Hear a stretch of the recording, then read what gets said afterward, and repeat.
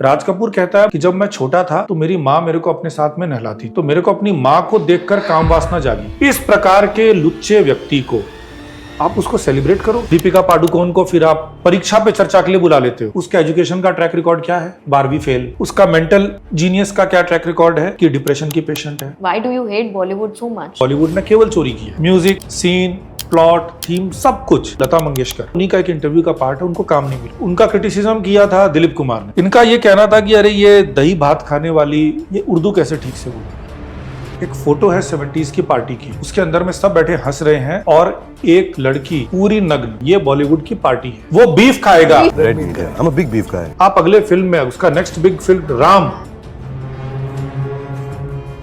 Rockstar का basic story क्या है कि जब तक वो जय माता दी के भजन गाता था तब तक फेलियर था। एक दिन सूफी निजामुद्दीन में गया और वहां से सुपर हिट हो गया। सुपर हिट उसका भजन है, उसके अंदर में एक जो बोर्ड लगा हुआ है उसमें फ्री कश्मीर का भी बोर्ड लगा हुआ है। क्या दूसरा कौन सा? और रणबीर एक जोकर है जो नंगा घूमता है। पद्मावत पिक्चर बनी, तब ये ड्रीम सीक्वेंस शूट कर रहे थे। अलाउद्दीन खिलजी और दीपिका पादुकोण के बीच में लव हो रहा है। बॉलीवुड की जो शुरुआत हुई थी वो कहाँ से हुई? मनी लॉन्ड्रिंग कैसा होता था? How dirty this business was? और ये अंडरवर्ल्ड की कृपा से आज के जितने प्रोड्यूसर्स हैं उनके बाप दादाओं के कैरियर बने हैं, चमके हैं, इसलिए आज तक वो उसका गुणगान गाते हैं। आजकल ना सेम सेक्स को बहुत ज्यादा फोकस किया जाता है। There is one character who is either a gay or a lesbian. तो अभी तक के शेर व शायर जितने हुए हैं इनके लाइफ्स में केवल कंट्रोवर्सी रही है। उन्होंने वो काम किए हैं जो आज के दिन यदि कोई करे तो उसको जेल भेज देना चाहिए। आलिया भट्ट की एक बहुत थर्ड क्लास पिक्चर थी, पॉक्सो एक्ट के अंदर में आलिया भट्ट से लेकर फिल्म फेयर से लेकर सबको जेल जाना चाहिए। आप मानते हैं कि पाकिस्तानी एजेंडा को इसमें बॉलीवुड में पुश किया जाता है? तो मदरसे के अंदर तो ऐसे ही एक्सप्लॉयटेशन जो वहाँ का वो होता है, वो कुरान पढ़ाने आता है और वो बच्चियों के साथ में कुछ भी करके जा रहा है, आप उसको कवर नहीं कर रहे। वो रियल प्रॉब्लम है। अपना हाथ जगन्नाथ, मगर जगन्नाथ प्रभु को आपने इस तरीके से बना के कर दिया, ये सारी चीज कहाँ से आई?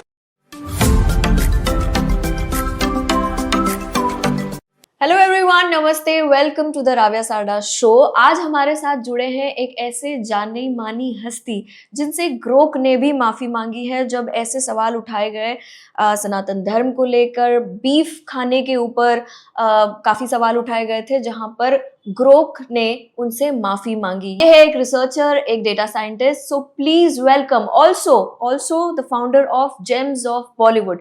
Please welcome Sanjeev Newar ji. संजीव जी नमस्ते। नमस्कार। Welcome to the show. कैसे हैं आप? बहुत बढ़िया जी।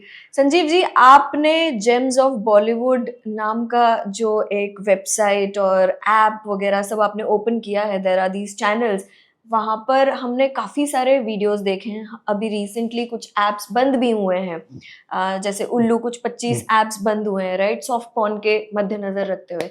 कहीं ना कहीं आपका भी उसमें थोड़ा सा रोल था?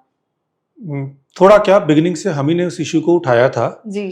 सेव कल्चर सेव फाउंडेशन के साथ में मिलकर हम लोगों ने इस इश्यू को उठाया जी। इसको लेकर हम सुप्रीम कोर्ट तक गए और फिर इस प्रेशर के कारण में सरकार को इन ऐप्स को बंद करना पड़ा। जी। बट बॉलीवुड से इतनी नफरत क्यों, अगर मैं आपसे पूछूं, why do you hate Bollywood so much? No, I don't hate Bollywood, I love Bollywood. Then I really love Bollywood and that is why I want to work in their interest. जो आपसे सच में प्रेम करता है वो आपका भला चाहेगा।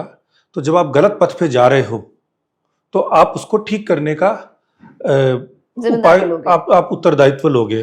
आपका बेटा भी अगर आपका बेटा या बेटी गलत पथ पे जाओगे तो आप उसको डांटते हो, समझाते हो, सही पथ पे लेके जाते हो जी। तो बॉलीवुड जो है, ये तो ये मुझे नाम से भी आपत्ति है कि किसी ने हॉलीवुड बनाया, किसी ने कुछ बनाया, तो आपने भी एक बॉलीवुड नकल करके कर लिया। और यहीं से बॉलीवुड की प्रॉब्लम आरंभ होती है कि ये एक नकल की हुई इंडस्ट्री है और जिसको भारत का स्वाभिमान होना चाहिए था, गौरव होना चाहिए था, भारत के विशुद्ध अच्छे कल्चर को, जितना कल्चरल डाइवर्सिटी भारत में है उतना विश्व के किसी देश में नहीं है। इस डाइवर्सिटी को हटाकर एक प्रकार से पाकिस्तानी एजेंडा को पुश करके भारत को नेगेटिव रूप से दिखाने का काम जिस फिल्म इंडस्ट्री ने किया, जिससे हमारी अपेक्षा ये थी कि दादा साहब फाल्के के सपने को पूरा करते, भारत की संस्कृति को विश्व तक फैलाने का काम करते, तो दुख होता है। लेकिन अपना ही बच्चा है तो अपने बच्चे को हम सिखाने का, समझाने का काम कर रहे हैं, ये है। तो हम उनसे वास्तव में जितने बॉलीवुड के प्रेमी हैं, जितने गवर्नमेंट के लोग भी है जो उनको अवार्ड देते हैं, कोई किसी को पद्मश्री देता है, कोई फिल्म फेयर देता है, उन सब से अधिक हम प्रेम करते हैं क्योंकि वे तो आपके फेक पॉपुलैरिटी का लाभ उठाते हैं। हम वास्तव में आपके शुभ चिंतक बनकर आपके होने के, आपके एग्जिस्टेंस को मीनिंग देने का काम कर रहे हैं। जी तो we love Bollywood. You love Bollywood, I love Bollywood. But then आपने अभी बताया कि आपको बॉलीवुड नाम से भी प्रॉब्लम है। आई love Bollywood in the sense जो बॉलीवुड से जिसको आप डिनोट करते हैं, जो फिल्म इंडस्ट्री है। जी, मुझे फिल्म इंडस्ट्री से प्यार है, मुझे फिल्म इंडस्ट्री के कर्मों से प्यार नहीं है, और जो नाम उसको दिया गया उससे प्यार नहीं है। एक बात आपने अभी बताई थी अबाउट द पाकिस्तानी एजेंडा। हाँ। सो आप मानते हैं कि पाकिस्तानी एजेंडा को इसमें बॉलीवुड में पुश किया जाता है सिंस बिगिनिंग? अगर हम बहुत पहले जाएं तब से देखिए, यही है। मोहम्मद रफी, दिलीप कुमार साहब, देखिए मोहम्मद रफी को मैं एक एक्सेप्शन के रूप में लूंगा। Mohammed Rafi has been one of the finest gentleman और one of the I would say true gems of Bollywood, जो वास्तविक जेम है वो रहे हैं। पर बाकी जो बॉलीवुड का इतिहास है आपको समझना पड़ेगा। स्वाधीनता के पहले ये इंडस्ट्री लाहौर में थी, इनके अधिकांश लोग लाहौर में थे, और उसके बाद में जब इंडिपेंडेंस हुई तो बहुत समय तक तो ये कंफ्यूज थे। जितने आपके पुराने लिरिक्स राइटर हैं, कैफी आजमी जो शबाना आजमी के पिताजी हैं, और यहाँ आकर तो कर चले हम फिदा जानतन साथियों लिखा, पर वहां पर 1946 के समय में इनकी सबसे फेमस कविता, जिसके लिए फेमस हुए थे पहली बार, वो था अगली ईद पाकिस्तान में। अगली ईद पाकिस्तान में। तो ये सब पाकिस्तान के एजेंडा को और पाकिस्तान में अपनी दुकान चलाने के लिए सेट हो रखे थे। प्रॉब्लम ये हुई कि पाकिस्तान के फाउंडर जो थे, जिन्होंने पाकिस्तान के पूरे मूवमेंट को ऑर्केस्ट्रेट किया, मोहम्मद अली जिन्ना, वो एक बहुत ही कनिंग फेलो थे। वो खुद तो लॉर्ड साहब ब्रिटिश से भी अधिक मॉडर्न होकर रहते थे। He was anything but Muslim in his life, his spirit, बिल्कुल। पर वो उनको पता था कि इन मुसलमानों को मूर्ख कैसे बनाना है। तो जब उनसे कोई पर्सनली मिलता था तब लगता था इससे तो कोई मॉडर्न व्यक्ति नहीं है जी। सिगार और क्या, वो तो ऐसा लगता था कि क्वीन विक्टोरिया भी हो सकता है, उनसे ट्यूटोरियल लेकर क्वीन बनी होगी। पर कट्टरपंथियों को कैसे मूर्ख बनाकर जिहाद, आतंकवाद फैलवाना है, इसमें उनकी मास्टरी थी।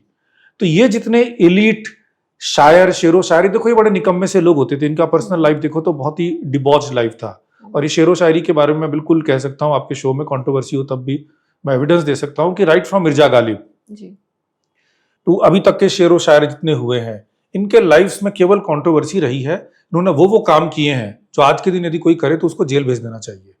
क्या बात। हाँ, इस पे हम बाद में आएंगे। तो हुआ क्या कि ये अय्याश अपनी लाइफ जीते थे, इनके साथ मिलते थे तो लगता था कि यहाँ पर अपनी दुकान चल जाएगी। पर जब कट्टरपंथ को देखा तो उनको समझ में आया कि अगर पाकिस्तान में रहे तो ये फिल्मों का, ये लाहौर वाला ये फिल्म और लाहौर कराची वाला फिल्म इंडस्ट्री चल नहीं पाएगा जी। तो इन लोगों ने, कईयों ने तो कम से कम 5-7 साल तक शफल करते रहे। इंडिया आए कि पाकिस्तान आए, पाकिस्तान आए कि इंडिया आए, और उसके बाद में पार्टीशन के बाद में भी। और उदाहरण के लिए मैं आपको बताऊं कि आपने वो पिक्चर देखी है जागृति, एक जागृति जिसमें गाना है, आओ बच्चों तुम्हें दिखाएं झांकी हिंदुस्तान की। गाना जरूर सुना है। हाँ, मैंने। हम लाए हैं तूफान से कश्ती निकाल के, इस मुल्क को रखना मेरे बच्चों संभाल के। उस फिल्म में जो बच्चा मेन कैरेक्टर, बहुत इमोशनल रोल उसने अपनाया कि एक दिव्यांग बच्चा है और बड़ा देशभक्त होता है, उसके कारण बाकी बच्चों में जागृति आती है। वो बच्चा जिसके कारण जागृति फिल्म यहाँ पर हिट हुई, वो उसके बाद पाकिस्तान चला गया और पाकिस्तान में जाकर जागृति की एक डुप्लीकेट फिल्म बनी। अच्छा। और उस फिल्म में इस देश को रखना में भारत के स्थान पे पाकिस्तान का नाम रख दिया गया। सारे गाने, सारा म्यूजिक बिल्कुल ऐसा, पर भारत के स्थान पे पाकिस्तान, और फिल्म वहां पर भी सुपर हिट हुई। तो यही कैरेक्टर जो यहाँ पर भारत में बना वो वहां चला गया। ऐसी ही वजाहत मिर्जा, जिन्होंने महबूब खान के साथ मिलकर मदर इंडिया बनाई, तो उन्होंने मदर इंडिया करी, यहाँ पर और भी उन्होंने कई फिल्में बनाई। सब में किसी न किसी रूप से हिंदुओं का अपमान, कि हिंदू ठाकुर ऐसा है, बनिया ऐसा है, सुखी लाल ये लालची है, ये करता है, ऐसा सब कुछ हिंदू समाज की सारी प्रॉब्लम। हाँ, एक जो आपकी जमीन ले लेता है। हाँ, उसके बाद में चले गए पाकिस्तान। मदर इंडिया बनाने वाले 4 राइटर्स में से 3 पाकिस्तान में जाके मरे। तो ये बड़े दोनों तरफ का गेम खेल रहे थे। यहां पर इनको लगा, कैफी आजमी बड़े कंफ्यूज थे कि इंडिया में रहें या पाकिस्तान में देखें वहां दुकान चलेगी नहीं, तो सबने बॉम्बे में आके सेटलमेंट कर लिया। और बॉम्बे में ही वहीं लाहौर की उसी एक गली के बहुत सारे जो हिंदू भी थे वो यहाँ पर आए। तो जितने कपूर, कोहली वगैरह ये सारे एक ही मोहल्ले के लोग हैं। तो ये कोई नेशनल इंडस्ट्री नहीं है, वो एक ही मोहल्ले के लोग थे। वहां पर भी नौटंकी करते थे, यहाँ पर भी करना आरंभ किया। इन शायरों को इन्होंने इकट्ठा कर लिया, फिल्म बनाना आरंभ किया। और पहले जितने फिल्में बनती थी उनका उद्देश्य होता था टैक्स बचाना। और ये जो कॉटन मिल्स बहुत थी बॉम्बे में, तो उनका पैसा को 2 नंबर के पैसे को इधर उधर सेट करने का काम था। तो उसको खर्चा दिखाना है, करना है। तो एक प्रकार से the early era of laundering. इसीलिए भारत की फिल्मों की क्वालिटी आप अभी तक भी देखो तो बहुत लो क्वालिटी फिल्म, खर्चा दिखाना है। तो वो बोले कि तुम शायरी कर देना, तुम ये कर देना। अच्छा, यहाँ पे ये हुआ कि one of the high points of the cinema had been singers. और आज भी आप देखोगे गोल्डन एरा ऑफ बॉलीवुड, किसी एक्टर की कोई बात नहीं करेगा, कोई फिल्म का सीन को याद नहीं करता। अरे रफी, लता, ये डेफिनेटली हमारे टैलेंट थे। इनको उन्होंने लेवरेज किया, नैरेटिव सारा अपना सेट किया। तो वही पाकिस्तान वाला नैरेटिव। एग्जांपल आपको दूं, लता मंगेशकर। लता मंगेशकर ने बिगिनिंग में आया था तो उन्हीं का एक इंटरव्यू का पार्ट है, उनको काम नहीं मिला था क्योंकि जब लता मंगेशकर शुरू में आई थी। और उनका क्रिटिसिज्म किया था दिलीप कुमार ने, क्योंकि ये बड़े पाकिस्तानी कल्चर, उर्दू ही सबसे ग्रेट भाषा वाले थे। इनको तो बाद में निशाने पाकिस्तान अवार्ड भी मिला है। इनका ये कहना था कि अरे ये दही भात खाने वाली ये उर्दू कैसे ठीक से बोलेगी, इनकी तो भाषा से मराठी की बदबू आएगी। ये इनके शब्द हैं। इनको आप हीरो बना रखे हो। ये उनको 1-1.5 वर्ष प्रैक्टिस करना पड़ा कि उनकी भाषा में से थोड़ा भी जो मराठी एक्सेंट है वो दूर हो जाए। उसके बाद उनको काम मिला। मेरा ये कहना है कि मराठी एक्सेंट वाला तो और एस्पिरेशनल होना चाहिए था जी। अगर किसी की हिंदी में, किसी के गाने में मराठी एक्सेंट आता है तो वो तो और एस्पिरेशनल होना चाहिए था। तो शिवाजी का एक्सेंट आ रहा है, उल्टा हो गया ना, ये उल्टा हो गया, इन्हें स्ट्रगल करना पड़ा। और मुझे दुख होता है कि आज के दिन इतना बड़ा मराठी का ये बवाल कर रहे हैं। इनको सबसे पहले इनको क्वेश्चन करना चाहिए, जावेद अख्तर को क्वेश्चन करना चाहिए कि आपने इतनी सारी शायरियां करी, कुछ मराठी में भी लिख देते। ऐसा नहीं है कि जावेद अख्तर ने खाली अश्लील बहुत कुछ लिखा है, अब बात नहीं करते उसके बारे में। क्या अश्लील लिखा? पड़ोसन अपनी मुर्गी रखना संभाल के, तेरा मुर्गा हुआ दीवाना। ये किसमें है? ये जादूगर पिक्चर का गाना है, जावेद अख्तर साहब ने लिखा है। अच्छा, देखिए पैसे के लिए कुछ भी करते हैं। हो सकता है अब इसके बारे में बात करना वो पसंद ना करें, पर ये लिख सकते हैं तो कुछ मराठी में भी लिख देते। संजीव जी, जब हम इतनी बातें कर रहे हैं अबाउट बॉलीवुड ना, अब लोग ना बॉलीवुड के फैंस तो हैं पर इतने नहीं, है ना। लेकिन लोगों को ये नहीं पता कि बॉलीवुड की जो शुरुआत हुई थी वो कहाँ से हुई, मनी लॉन्ड्रिंग कैसा होता था, how dirty this business was. पहले तो आई थिंक अंडरवर्ल्ड भी इन्वॉल्व था इसमें बॉलीवुड में, अब तो नहीं है। देखिए ओरिजिनली जब बॉलीवुड आया था,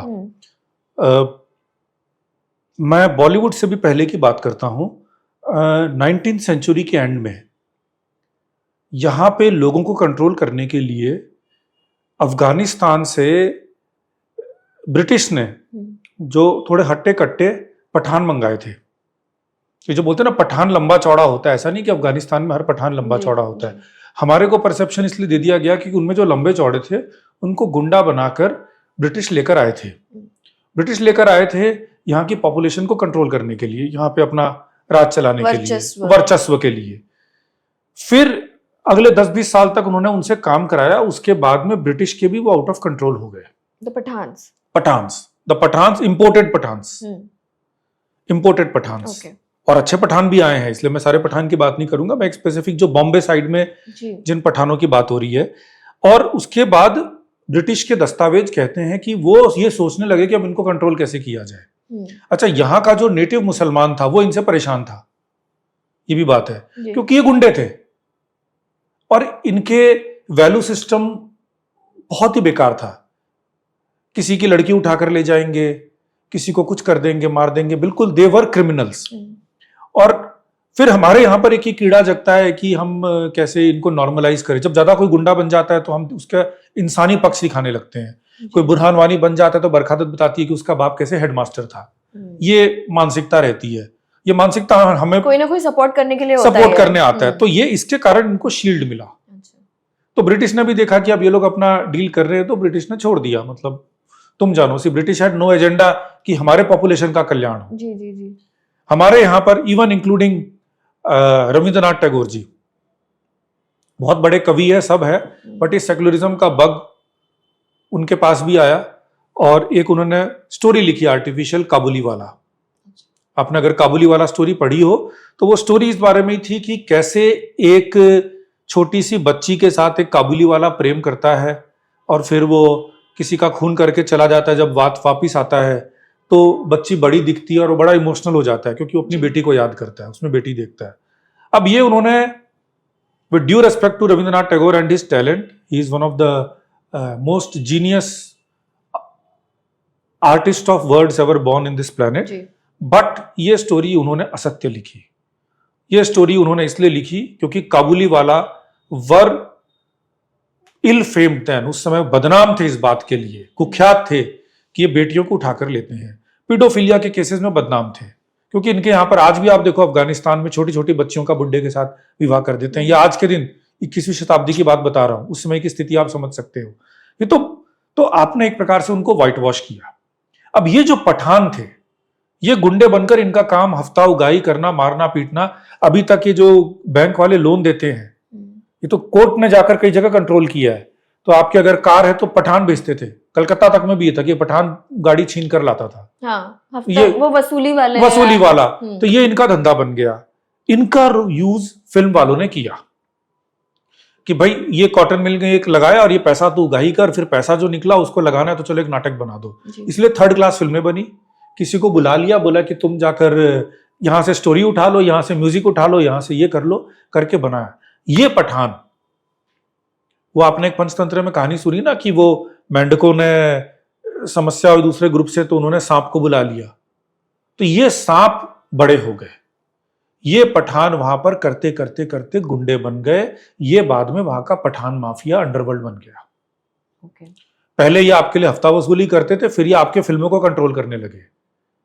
तो फिर ये पठान गैंग के अंदर में करीम लाला और अन्य लोग आए। हाजी मस्तान था तो नहीं, मगर उनका चमचा बनकर था। और फिर ये आप देखोगे कि कितनी फिल्में बनी इनको ग्लोरीफाई करने की।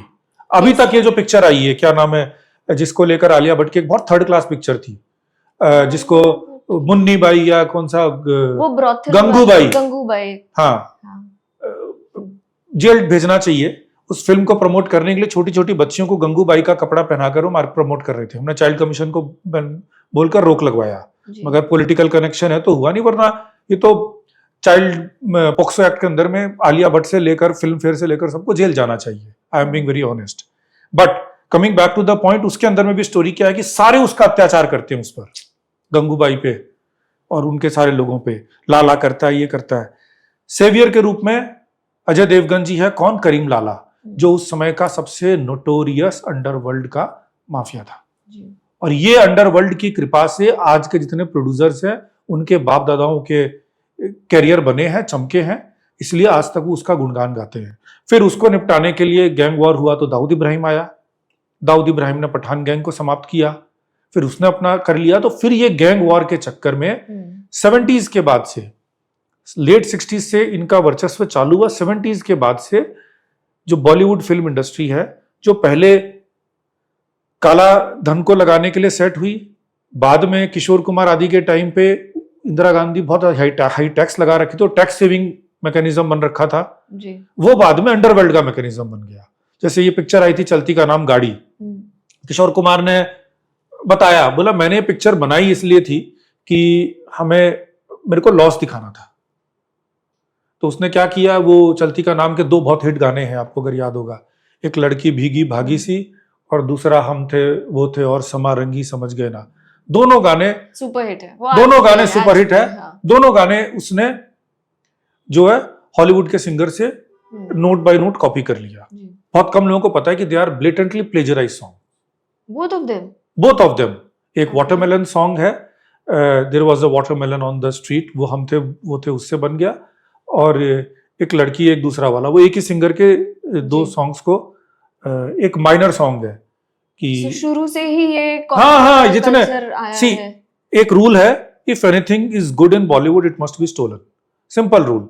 तो इन्होंने चोरी किया, और कोई स्टोरी भी आप देखोगे कहीं से चालू होके कहीं से करके उन्होंने फिल्म बना के लगा दिया, पिक्चर हिट हो गई। तो किशोर कुमार जी कहते हैं मेरा तो लॉस हो गया, क्योंकि मैं तो लॉस दिखाने के लिए किया था, वो हिट हो गई, हिट हो गई। तो मेरे को टैक्स देना पड़ा।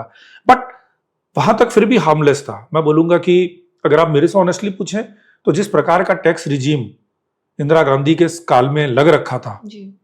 कांग्रेस के काल में, और जो पैसा निकलकर इनके करप्शन को फीड करने में जाता था, तो I am not saying I am want people to violate law, but morally ये सही है या गलत, आई डोंट नो।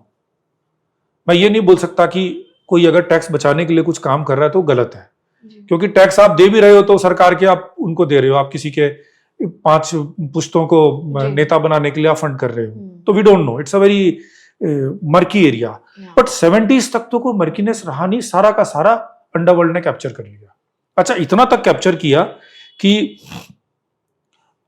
एक काल में इंदिरा गांधी इनसे डिस्टेंस थी। इंदिरा गांधी ने फिल्म इंडस्ट्री को बॉयकॉट कर दिया, और किशोर कुमार पे तो बैन लगा दिया था, वो उसका ईगो इशू था। क्यों? किशोर कुमार ने इमरजेंसी का सपोर्ट कर दिया था, अच्छा। इमरजेंसी के अगेंस्ट में बोला Against था, में, हाँ हाँ। अगेंस्ट में। तो इमरजेंसी के अगेंस्ट जो मूवमेंट था उसको सपोर्ट कर दिया, तो वो उसको उन्होंने जो आकाशवाणी से बैन कर दिया कि उसके ओहो। गाने ही नहीं बजेंगे। बट किशोर कुमार जो भी है टैलेंटेड व्यक्ति था, उसने भी एक जी जी जी। गांधी तेरे देश में कैसा अत्याचार करके गाना निकाला, हाँ। और वो गाना है जिसमें उसने लाल कृष्ण अडवाणी, अटल बिहारी से लेकर सबको प्रेज किया, नॉट मेनी पीपल नो। जी। And then because he was so popular, so ये बात सच है कि 70s में if there was one superstar in the film industry it was only Kishore Kishore Kumar. Kumar. बाकी सब तो उसकी वॉइस के पीछे बनकर आते थे, हिट हो गए, चाहे अमिताभ हो, चाहे राजेश खन्ना हो, जी। एवरीवन। जिसने किशोर को नहीं साथ लिया उस समय में, वो फ्लॉप हो वो गया। निकल गए, सब आउट हो गए, आप देख लीजिए। बट ये अंडरवर्ल्ड ने पूरा कंट्रोल कर लिया। इंदिरा गांधी को कोऑप्ट करने के लिए फिर संजय खान जी वहां पर सेटिंग करने गए, और उसके बाद एक बड़ा फोटो है फेमस, जिसमें इंदिरा गांधी बैठी है, उसके पैर के पास राज कपूर बैठा हुआ, इधर सब मिलकर एक ही सिंगल फोटो है, उसको बुला के सब इंदिरा गांधी से उन्होंने सुलह कर ली। अच्छा। हाँ, उसके बाद फिर इंदिरा गांधी से जब सुलह हुई, तब इंदिरा गांधी ने अपने व्यक्ति को वहां पर सेट कर लिया, अमिताभ बच्चन जी, जिनको आप जानते हो। ओ। और अमिताभ बच्चन की सारी फिल्में आप देखो, वो कांग्रेस के नैरेटिव को किसी न किसी रूप से सपोर्ट प्रमोट करने के लिए करते हैं, मुस्लिम पॉपुलेशन को हैप्पी करने के लिए, एक उनका, क्योंकि अपीजमेंट। हाँ इमरजेंसी के बाद में उनके साथ में थोड़ा वो हो गया था, तो उनको प्रसन्न करने के लिए फिर कुली बनी, दीवार में आप देख लीजिए 786, और ये करके, तो वो एक कांग्रेस ने अपना एक मार्केटिंग एजेंट इसके अंदर में छोड़ दी। And they became successful also. They became super successful. Yeah, because these movies were super hit. These movies were super hit because वो एक particular population को टारगेट करती थी। They were not targeted. See, Amitabh was never considered a serious or a good actor, even by Bollywood, until he became 60-year-old. जी जी जी। 25 साल पूरे हुए, उसके बाद में लोगों ने वो किया। उसके पहले तो ये बोलते कि यार मसाला पिक्चर बनाते हैं, जिससे बाद जैसे आप मिथुन चक्रवर्ती को दादा साहब फाल्के दे दिया, पर जो पुराने वाले, अगर कोई रिप वैन विंकल बन के 10 साल सो के उठा होगा, बोलेगा व्हाट, मिठुन दादा साहब जो जल्लाद बनाता था, जो चांडाल बनाता था, तो जी बिल्कुल सड़क छाप 3rd ग्रेड।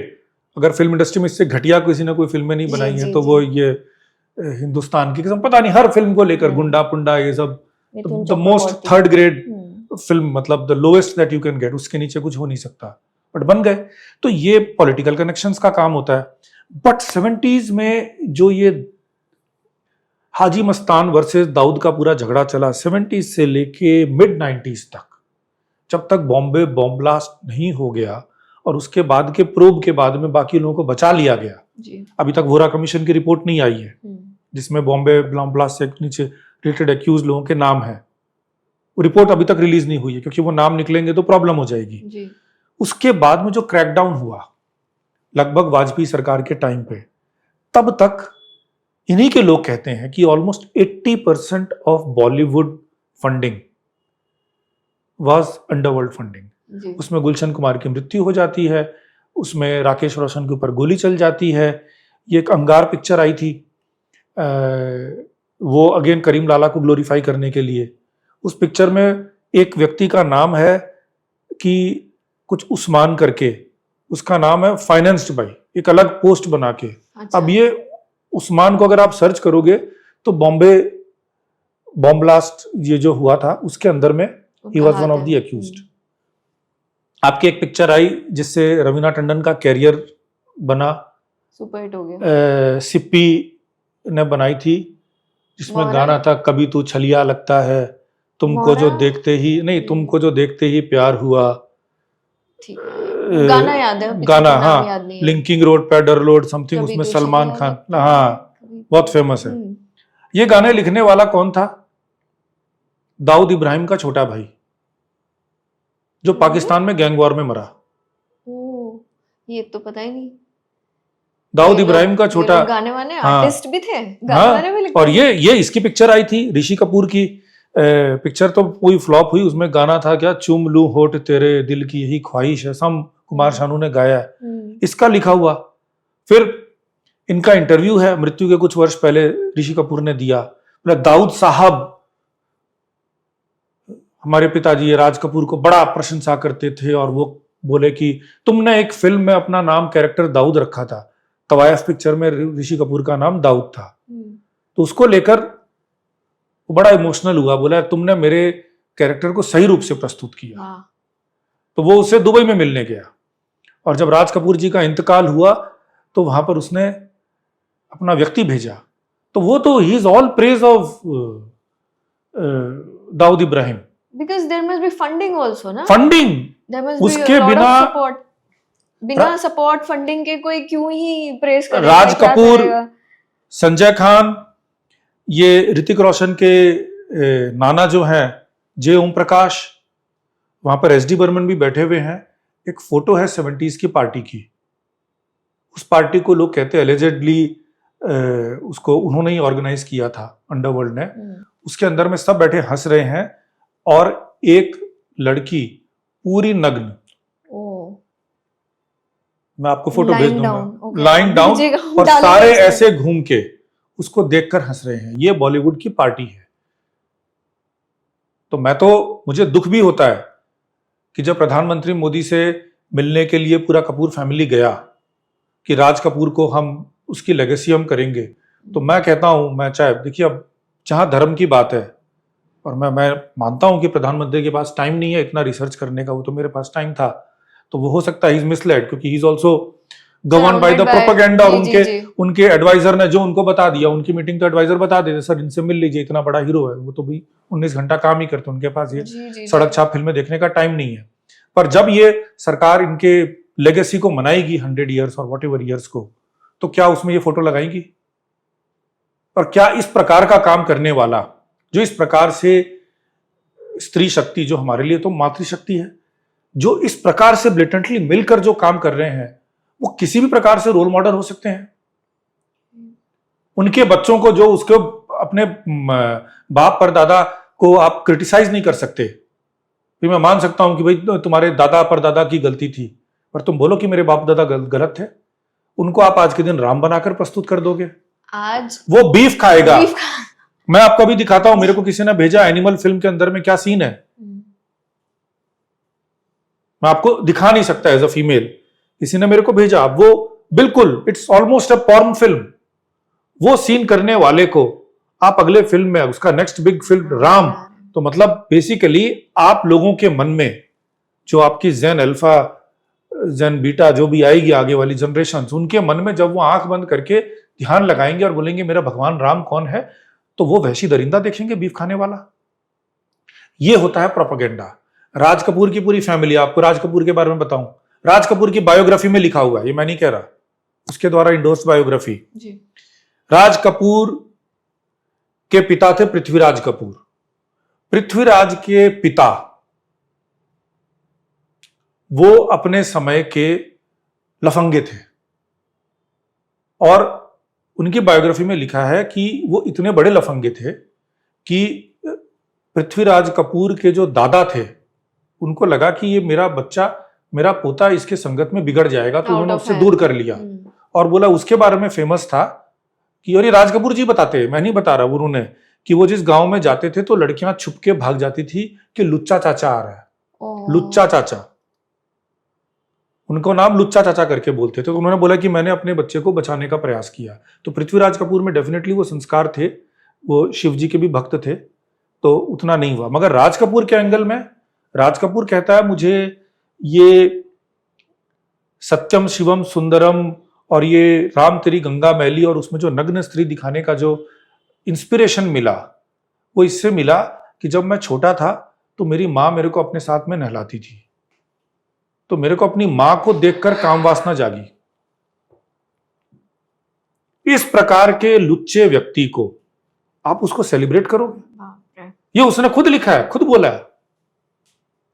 और मैं जब बच्चा था तो मेरी जो टीचर थी उसको देखकर मेरे को हवस होता था, तो उस हवस को दिखाने के लिए मैंने मेरा नाम जोकर बनाकर सिमी गरेवाल को नंगा किया। See, this is all said. This is all said. This is all in public domain. वो बैठ के अंत समय तक ये बुढ़ापे के अंदर में इस तरह से नग्न कर कर लोगों के साथ में, स्त्री के साथ ये कर रहा है। ये कैरेक्टरलेस व्यक्ति, ये आपका रोल मॉडल बनेगा? राज कपूर, काहे का राज कपूर? इसके पूरे आप सत्यम शिवम सुंदरम में देख लो किस तरीके से अर्धनग्न अवस्था में शिवजी के साथ में गले मिलकर वो कर रही है। क्या कोई इस तरीके से देवी देवता को अपना आप भी हम कर रहे हो? मतलब माहेश्वरी समाज से हो, माहेश्वरी तो भी शिवजी की पूजा तो हम भी करते हैं, ये कोई तरीका है? अब वो देखकर मैंने देखा कि अभी उसके नकल में जब इसका ऐप बैन होने का दिन आया तो एकता कपूर भी जाके वही एक्टिंग कर रही है। हाँ, मैंने अभी रिसेंट वीडियो बिल्कुल she's going in a Zeenat Aman का सीन, जीनत अमान का सत्यम शिवम सुंदरम का सीन कॉपी कर दिया। कोई बहुत सब डाले जा रहे हैं उनके ऊपर, जल और दही और हल्दी और सब भर भर के डाला जा रहा है। फिर दूसरा गाना इसी पिक्चर में सत्यम शिवम सुंदरम में, चंचल शीतल निर्मल कोमल संगीत की देवी स्वर सजनी। आपको लगेगा कि गाना कोई सरस्वती माता की वंदना होगी, और वो देवी जैसा ही रूप बना दिया, अश्लील कम कपड़े में जीनत अमान को घुसा दिया, घुमा दिया। उसके बाद राम तेरी गंगा मैली, गंगा माता ऐसा बना दिया, और उस पिक्चर को सरकार से प्रेशर लगवा के राम तेरी गंगा मैली, जिसके अंदर बिल्कुल फ्रंटल न्यूडिटी है, जिसके अंदर अश्लील फिल्म, उसको यू सर्टिफिकेट दिलवाया गया।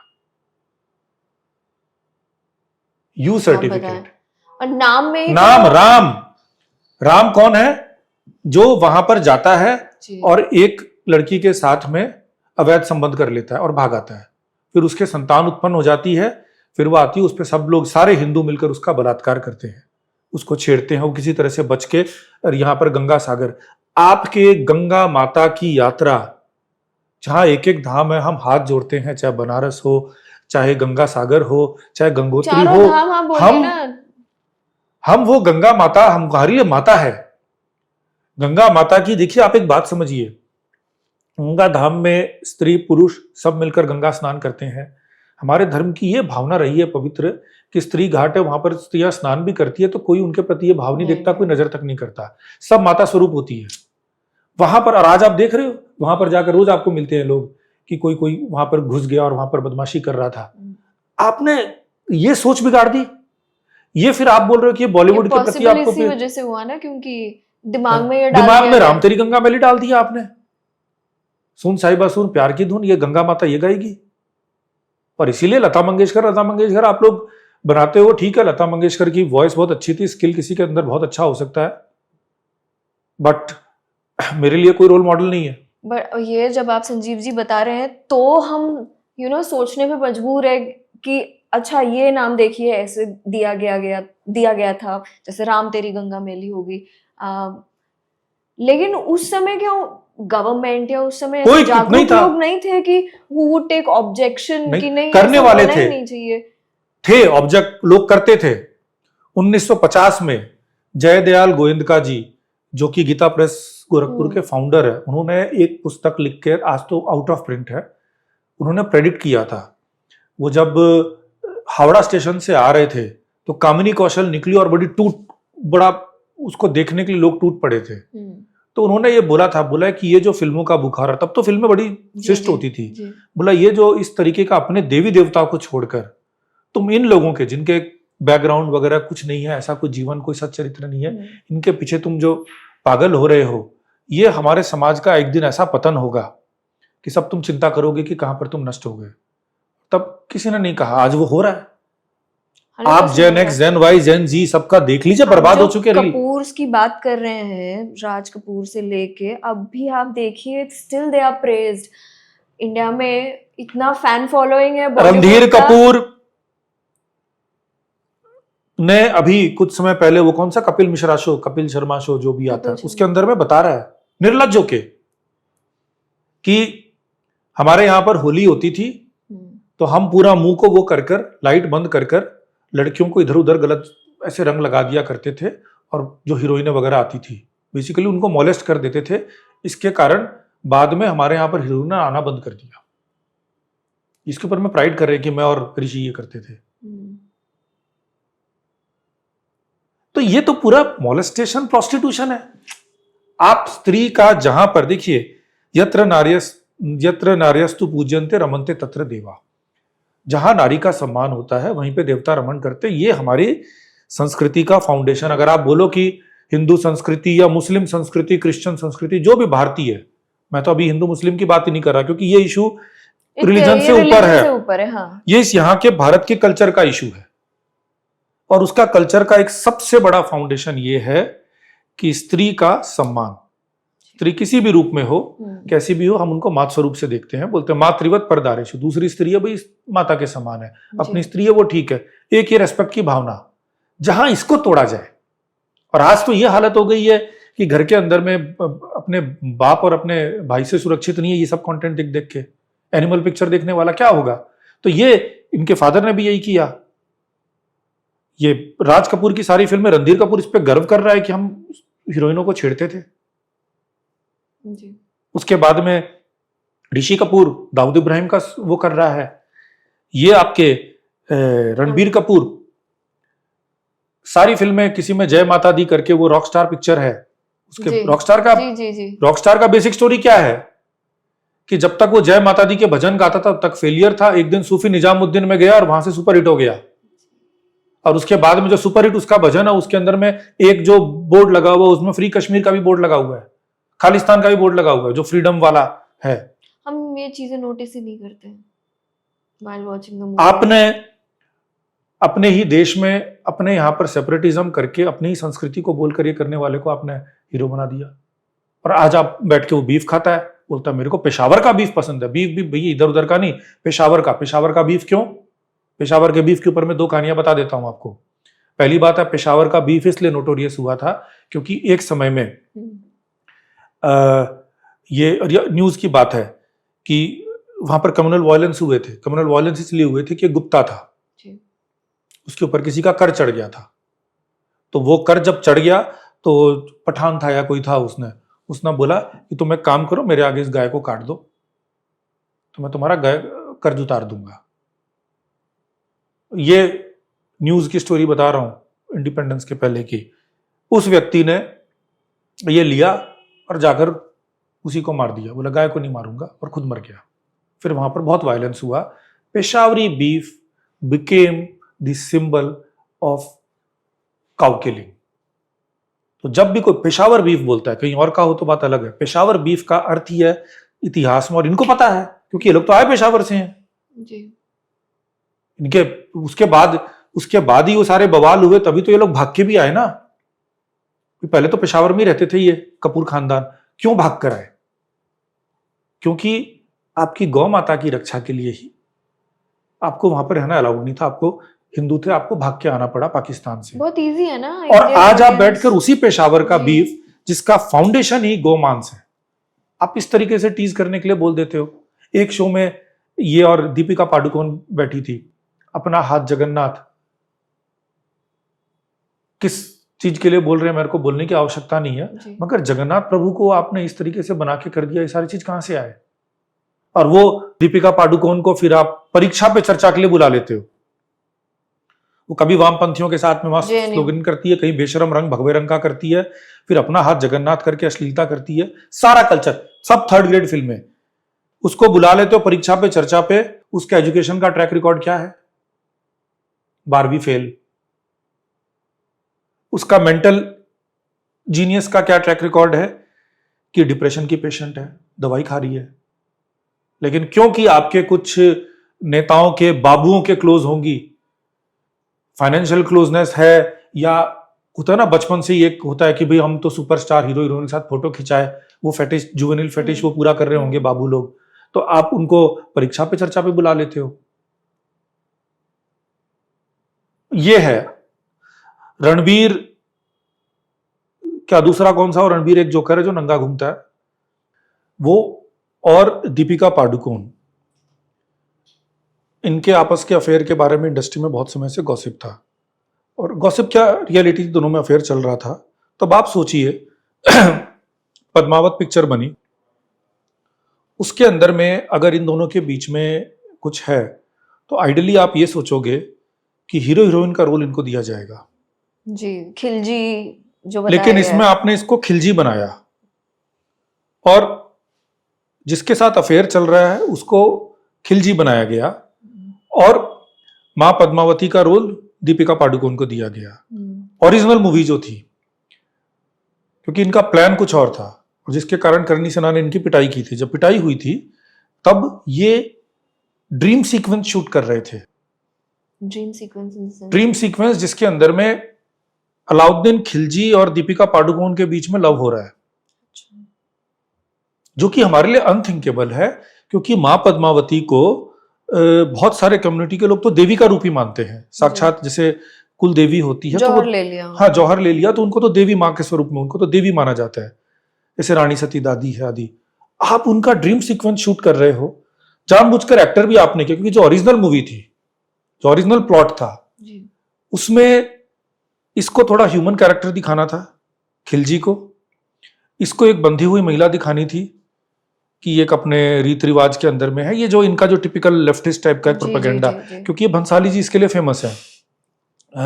और राजा एक वीक कैरेक्टर था, तो राजा एक बहुत ही लल्लू एक्टर को बनाया गया, जो चिकना सा लगता है, वो क्या नाम है उसका, शाहिद कपूर, उसका पंकज कपूर का बेटा, तो वो आता ही उस तरीके के रोल में, नॉट अ स्ट्रॉन्ग पर्सनैलिटी। उसके पहले फेमस हुआ उसके लिए, क्या नाम है, हैदर में वीक पर्सनैलिटी, साइकोपैथ, तो वो बना के ड्रीम सीक्वेंस करना था। उसके कपड़े बहुत थोड़े अधिक रिवीलिंग थे दीपिका पादुकोण के। बवाल हुआ तो उन्होंने आगे शूटिंग में जब देखा कि पिटाई हो जाएगी, एक बार सेट जल गया हो गया, तब इन्होंने बाद में प्लॉट चेंज किया और मां पद्मावती के कपड़ों को डिजिटली वहां पर कपड़ा डाल डाल के उनको, उनके शरीर को कवर किया गया। फिर भी वो एक गाना घूमर वाला ऐसे करके पब्लिक में नाचने वाला कर दिया। हमारे यहाँ पर राजपूत महिलाएं इस तरीके से अपने राजा के साथ सामने ऐसे महिलाएं नाचती नहीं है। हमारे यहाँ पर तो ट्रेडिशन ही ये है, और उसमें तो और भी अधिक स्ट्रिक्ट था कि जो संगीत भी होता था तो वो अलग स्त्री संगीत अलग होता था, वहां पर पुरुष का प्रवेश भी निषेध था। ये तो बॉलीवुड को देखकर हमने आज के दिन अपना चेंज कर लिया है। आप अगर वो भी देखो पिक्चर, कौन सी, ये शहीद पिक्चर मनोज कुमार की, तो उसमें एक उन्होंने थोड़ा सा, क्योंकि रोमांसिक दिखाना होता था, एक शहीद मनोज कुमार की एक प्रेमिका दिखा दी उन्होंने, तो एक गाना बड़ा हिट है, जोगी हम तो लुट गए तेरे प्यार में पर वो गाना उन्होंने अलग लेडीज संगीत, लेडीज वाली पार्ट में दिखाया, वहां पर वो किया नहीं, तो जो भी दिखाया बड़े डिसेंट से। यहाँ पर आपने सीधा सब पहन पहन के नाच रही, क्योंकि पहले क्या था, पूरे थोड़े रिवीलिंग ड्रेस पहन के, उनका जो टिपिकल बॉलीवुड का फंडा होता है वो था। तो ये इस प्रकार से आपके इतिहास के कैरेक्टर्स के साथ में छेड़छाड़ करते हैं। ये अभी जो रामायण बन रही है, उद्देश्य यही है। अगर इसको 150 करोड़ दे दिया गया, अब लोग कहते हैं कि नहीं हमारा रामायण सब जगह फैलेगा, मेरे को अपने रामायण को फैलाने के लिए जरूरत क्या है? किसी व्यभिचारी इसकी रामायण को फैलाने के लिए? और मैं ये बात को पूरी तरह से रिजेक्ट करता हूं कि अपनी संस्कृति को फैलाने के लिए मेरे को इस प्रकार से एवेंजर टाइप के कार्टून शोज बनाने पड़ेंगे। इस समय में विश्व के 2 सबसे प्रोमिनेंट रिलीजन्स कौन कौन से हैं? क्रिश्चियनिटी और इस्लाम। मैं पूछता हूं, हॉलीवुड में कितनी फिल्में बनी हैं सुपरहिट क्राइस्ट के ऊपर में, जिसके कारण क्राइस्ट फैले हैं? या प्रॉफिट मोहम्मद के ऊपर में कितनी फिल्में बनी है जिसके नहीं कारण बना इस्लाम सकते फैला? आप। नहीं बना सकते ना, आप। बनती हैं। एक कोई 2-4 फिल्में आई भी क्राइस्ट और उस सब पे, तो वो ऑफ बीट थी, मोहम्मद पे तो आई जी नहीं। जी तो मेरा कहना है कि जब रिलीजन को फैलाना होता है तो आपको उसके लिए नाटककार बनाने की आवश्यकता नहीं है। जी। Please understand. It's so much easy to distort the Hindu culture. Distort. अब उसमें जैसे रामानंद सागर ने रामायण बनाया, ये बात सत्य है कि रामानंद सागर ने जो रामायण बनाया था वो बनाया उन्होंने राजीव गांधी के कहने पे था, और उसका इनॉग्रेशन भी राजीव गांधी और सोनिया गांधी ने किया था। जी। और ये बात भी सच है कि वो उसके पहले थोड़ी थर्ड क्लास फिल्में ही बनाते थे। रामानंद सागर। रामानंद सागर ने उसके पहले एक सल्तनत पिक्चर बनाई थी, सल्तनत कौन सा, जिसमें पहला ऑन स्क्रीन हेमा मालिनी और धर्मेंद्र का लिप किस था। अच्छा। और एक और फिल्म चरस बनाई थी जो अपने समय की वल्गर फिल्म थी, गोवा के वो सब। तो वो थोड़े थर्ड ग्रेड बी ग्रेड फिल्में बनाते थे। जी। आंखें को अच्छी भी बनाई है बट नॉट वेरी ग्रेट। और ये फिल्म बनाने के पीछे भी जो कैरेक्टर्स लेकर आए थे उसके पहले कोई बहुत ग्रेट रोल करने वाले नहीं थे। बट ये बात सत्य है कि उस समय जो हमारा कल्चर था, जनरेशन था, और राम नाम की महिमा है कि पापी भी जब लेता है, उस काल तक का जो कल्चर था जी। बिगिन उन्होंने एक भाव से किया कि चलो राम के ऊपर मैं कुछ कर रहा हूँ, श्रद्धा भाव तो थी, और जो एक्टर्स थे उनमें श्रद्धा भाव तो थी। और आप देखोगे रामायण के कैरेक्टर्स ने रामायण को करते करते करते उनके पर्सनल लाइफ में बहुत ट्रांसफॉर्मेशन आया। तो ये आप कह सकते हो कि जैसा कि हनुमान जी ने रामचरितमानस में उनके द्वारा तुलसीदास ने कहा है कि हनुमान जी कहते हैं कि मैं तो बड़ा अधम हूं, नीच हूं, मैं बड़ा तुच्छ हूं, पर फिर भी राम की कृपा से मेरा बेड़ा पार हो गया, मेरा मन सत्व हो गया, मैं अच्छा हूं। तो ये भक्ति भाव है। तो ये 100% पहली वाली जो रामायण थी वो भक्ति भाव की थी। और उसके जितने भी एक्टर्स हैं जो राम थे, अरुण गोविल, उन्होंने बताया। आज की डेट में भी जब अयोध्या मंदिर की वो इनॉग्रेशन वगैरह हो रहा था, आपने देखा है सबको बुलाया गया था इन एक्टर्स को, और आज भी लोग उन्हें भगवान उन्हें करते हैं के रूप में मानते अरुण गोविल हैं। ने बताया। वो तो बहुत मॉडर्न बैकग्राउंड के थे, जी। उसके पहले के फिल्मों में काम वाम किया उन्होंने बोला कि मैं हर सीन के बाद में सिगरेट पीता था। 2-4-5 एपिसोड के बाद में उनको अपने अंदर से ग्लानि हुई कि मैं राम का रोल कर रहा हूं, मैं सिगरेट पी रहा हूं, छोड़ दिया। जी। तो इस प्रकार से करके मैं ये बोल सकता हूं कि हम मनुष्य हैं। देखो, राम के लेवल के तो नहीं पहुंच सकते, हनुमान के लेवल के नहीं पहुंच सकते, लेकिन भक्ति भाव के साथ कुछ किया। और इसीलिए ये बातें बड़ी बड़ी कर रहे हैं। कोरोना के टाइम पे रामायण का जब वापस से प्रसारण हुआ तो विश्व में सबसे अधिक वॉच करने वाला सीरियल एवर वो रामायण था, वो वाला रामायण जिसका टेक्नोलॉजी भी बेकार, आउटडेटेड, हंसते थे वो, ऐसे तीर आ रहा है, ऐसे तीर आ रहा है, कर रहा है, लेकिन भक्ति भाव था, सरलता थी। अब क्या है, इन्होंने उसको हाईजैक करने के लिए वगैरह सब यूज किया है। अब यहाँ पर तो ऐसे ऐसे कूद कूद के राम भाग रहे, उसको एनिमेशन कर दिया। 150 करोड़ राम को दे रहे हैं। भाई इतनी भक्ति है तो मुफ्त में कर लो, क्यों 150 करोड़ ले रहे हो राम बनने के लिए? 150 करोड़। और पूरे पिक्चर का बजट कितना, 4000 करोड़ 5000 करोड़ तक बता रहे हैं। अब ये क्यों हो रहा है खेल? म्यूजिक हैंस जिमर और ए आर रहमान का। अच्छा। रामायण के लिए A R Rahman, I can understand, he is a great, but वो तो वो व्यक्ति है ना जो दिलीप से ए आर रहमान बन गए। उनको तो आस्था नहीं है इसके अंदर में। आई अप्रिशिएट, मैं वो अगर कल मोइनुद्दीन चिश्ती पे बनाते हैं तो आई कैन अंडरस्टैंड, उनकी आस्था है। तो किसी और को आपको लेना चाहिए। हैंस जिमर को लिया है, अच्छा म्यूजिक डायरेक्टर है, बट इस कल्चर से क्या? राम के रूप में आपने उसको लिया है जो बीफ खाता है, एनिमल फिल्म अब तक कर रहा था। सीता के रूप में आपने जो लिया है वो बैठकर लेफ्टिस्ट प्रोपेगेंडा करती रहती है। तो गोल ये है। और ये 5000 करोड़ क्यों है? पूरा फिल्म जो है उसमें लार्जली वीएफएक्स यूज होगा। पर मुद्दे की बात ये है, आपको 5000 करोड़ लगेंगे या पूरी पिक्चर? मैं बता रहा हूँ कैसे लगेंगे। आप एक नोट करिए, ये हॉलीवुड अकाउंटिंग बोलते हैं, बॉलीवुड अकाउंटिंग भी हो गई है। अच्छा। ये भी मनी लॉन्ड्रिंग है। It's blatant money laundering case, इसीलिए कोई अपने अकाउंट्स को पब्लिक नहीं करता। एक बैकग्राउंड देकर फिर इस पे आता हूं। ब्रह्मास्त्र फिल्म को हमने टारगेट करके उसको फ्लॉप कराने का पूरा प्रयास किया। I take the ownership. बिल्कुल, हमने मोमेंटम उसके विरुद्ध में खड़ा किया कि ये फ्रॉड है, ये है। उसके फिल्मों के सारे सीन्स एक्सपोज किए, उसके प्लेजरिज्म को एक्सपोज किया।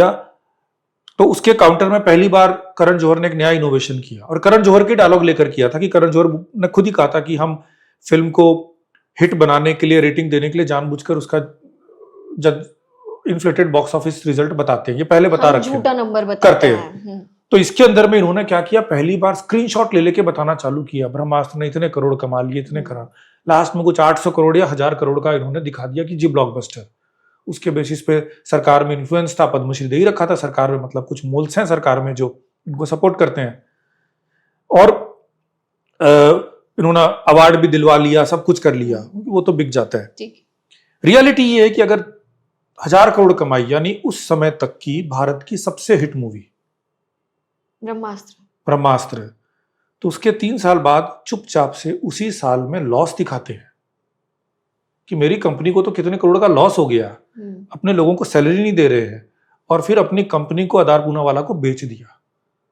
तो भाई ऐसा है कि अगर आपकी फिल्म इतनी बड़ी हिट हो गई तो लॉस कहां से आया उस साल। पीवीआर आइनॉक्स जो आपका सबसे बड़ा डिस्ट्रीब्यूटर है जी, उसके शेयर प्राइस 50-60% क्यों घस गए। तो ये पूरा अकाउंटिंग है। तो होता क्या, इसमें भी क्या किया था इन्होंने, एक प्रोड्यूसर जो था वीएफएक्स कंपनी वाला था। वीएफएक्स क्या बड़ा बढ़िया गेम है, एडोब आफ्टर इफेक्ट्स आप ले लीजिए या कोई सॉफ्टवेयर ले लीजिए, प्री बिल्ट उसमें मैकेनिज्म आते हैं कि यहाँ से यहाँ से सारे वीएफएक्स एडवांस। आज के दिन आप यूट्यूब में देखिए तो एक वो 15-15 साल के बच्चे बता रहे हैं कि आप इफेक्ट कैसे करो जी। पर आप क्या करोगे कि वो व्यक्ति जो एक 15 साल के बच्चे ने 1 घंटे में किया, आप बोलोगे इसमें मेरे को 2 महीने लगे, 400 इंजीनियर लगे, ये किया तब ये वाला इफेक्ट बना, and there is no way to calculate. तो जिस भी फिल्म में आप देखोगे 1000 करोड़, 5000, 8000 करोड़ लग रहा है, वो वीएफएक्स ओरिएंटेड फिल्म होती है। वीएफएक्स बनाने में खर्चा जितना होता है उसका 100 गुना आप दिखा सकते हैं, ज्यादा बता रहे हैं। हाँ, और कोई चेक करने का कोई मैकेनिज्म नहीं है। अब आपने ये पॉडकास्ट शूट किया, अब आप इस पॉडकास्ट शूट करने का खर्चा आप या तो एक्चुअल बना दीजिए या आप बोल दीजिए मेरे 1 करोड़ लग गए। क्यों 1 करोड़ लग गए, मेरे को 5 बार टेक करना पड़ा, मेरे को इधर करना पड़ा, ये करना पड़ा। तो ये गेम होते हैं, 2-3 इनके टेक्निक्स होते हैं इन्फ्लेट करने के। ये होता है फिर जैसे लाल सिंह चड्ढा ने किया, लाल सिंह चड्ढा ने कॉस्ट कैसे इन्फ्लेट किया कि मैं वो एक सीन है जिसमें वो सब जगह दौड़ रहा है, तो दौड़ने के लिए केवल वो दौड़ने का एक सीन शूट करने के लिए भारत के कोने कोने में सब जगह गया। एक दिन के लिए गया, 50 लोगों की टीम लेके गया। शूट क्या है, बस एक दीवार के आगे से, इतने से दीवार के आगे से दौड़ा। अब आपने पूरा खर्चा उसमें डाल दिया कि ये शूट करने के लिए हम केरल गए, 5 दिन गए, हमने इतने स्थानों में सर्च किया, फिर ये वाला दीवार मिला। तो जिसका आपका और स्टाफ हमारा इतना था और इसलिए खूब सारों को लेकर जाते हो ताकि शील्ड हो जाए जी। तो इस प्रकार से आप फिल्मों की बजट को बढ़ाते हो। ये मनी लॉन्ड्रिंग है, ये मनी प्लेसमेंट का जरिया है, क्योंकि ये जो पैसा आपने इतना दिखाया फिर उतना आप लॉस दिखाते हो बाद में जी। तो वो सारा पैसा कच्चा पक्का कहाँ पे जाता है कुछ पता नहीं। और ये मेरा नहीं, फाइनेंशियल एक्शन टास्क फोर्स जो है ग्लोबल बॉडी है, उसके अनुसार टेरर फाइनेंस का ये बहुत बड़ा जरिया है विश्व भर में। मैं ये नहीं एक्यूज कर रहा कि अभी की बॉलीवुड टेरर फाइनेंस करती है, बट मैं डेफिनेटली एक्यूज कर रहा हूँ कि 90s तक की फिल्मों में तो टेरर फाइनेंस था और हमने उसके दुष्परिणाम देखे और मेरे पास कोई एविडेंस नहीं है जी। कि मैं ये कहूं कि आज वो नहीं है, क्योंकि आज भी आपकी आलिया भट्ट का बाप 26/11 आरएसएस की साजिश बुक रिलीज करता है। डेविड हेडली के साथ इसके भाई के संबंध पाए गए थे, ये तो सब बात ओपन सीक्रेट है। सलमान खान वो पाकिस्तान को क्लीन चिट दे रहा था इमीडिएटली 26/11 के बाद में। और ये इसकी मदर क्या नाम है, सोनिया राजदान, वो ये फिल्म बना रही थी क्या, फादर्स ऑफ कश्मीर या समथिंग, लॉस्ट फादर्स, जिसमें कि बेसिकली हिंट ये था कि इंडियन आर्मी किस प्रकार से वहां के निर्दोष लोगों के अत्याचार करती है, उनके पुरुषों को लेकर भाग रही है। तो वो एजेंडा वो पुश कर रही है। और ये आलिया भट्ट खुद राजी फिल्म बनाकर पाकिस्तान के अंदर में ही आपने देशभक्त अपना नेशनलिज्म किया, जिसके ऊपर में वो जो जिनके से स्टोरी ली वो बेचारा आज तक वो क्रोध करते हैं हाँ, कि ये स्टोरी मैंने ऐसी लिखी नहीं थी हाँ। तो कहने का अर्थ है कि आपका बैकग्राउंड तो पूरा मर्की है। जाकिर नायक जो एक मोस्ट वांटेड टेररिस्ट है, उसके साथ में आलिया भट्ट के पिताजी जगह जगह पे शो करते थे और बोलते थे he is the greatest person in India. तो आपका पूरा बैकग्राउंड मर्की है। आपका इंडस्ट्री का वो सारा, जिस समय में आपके पिताजी हिट हुए वो पूरा दाऊद फंडिंग वाला एरा था। आपके फिल्म के फादर के स्टोरीज भी सारे वही वाले होते थे। कब्जा फिल्म देख लीजिए, उसके अंदर में हिंदू गुंडे, मराठी गुंडे एक मुसलमान को मारने के लिए आते हैं। मुसलमान एक बड़ा अच्छा रहीम चाचा है, अली मोहम्मद नाम है, और फिर उसको बचाने के लिए संजय दत्त आता है और बोलता है जानते हो ये कौन है, ये है अली मोहम्मद, इनके नाम में अली भी है, मोहम्मद भी है। फिर पूरा ग्लोरिफिकेशन होता है और फिर वो बैठ के मराठी गुंडे को पीटता है। एक फिल्म आई थी इनकी ठिकाना, महेश भट्ट जी के कार्यक्रम बता रहा हूँ मैं। ठिकाना के अंदर में एक सीन यही है कि वही again corrupt Marathi police officer Suresh Oberoi, और उसके करप्शन देखकर उसके यहाँ का जो हवलदार है वो अनुपम खेर, वो मुस्लिम, और डायलॉग वहां पे क्या है कि वो फिर उसको बोलता है तुम ये गलत कर रहे हो वगैरह, तो उसको भगा देता है। फिर लोग बोलते हैं क्या हुआ, क्या झगड़ा हो रहा है, तो बोला कि होना चाहिए था, इसको मस्जिद में मौलवी बन गया पुलिसमैन, रोज रोज का खून खराबा इससे देखा नहीं जाता।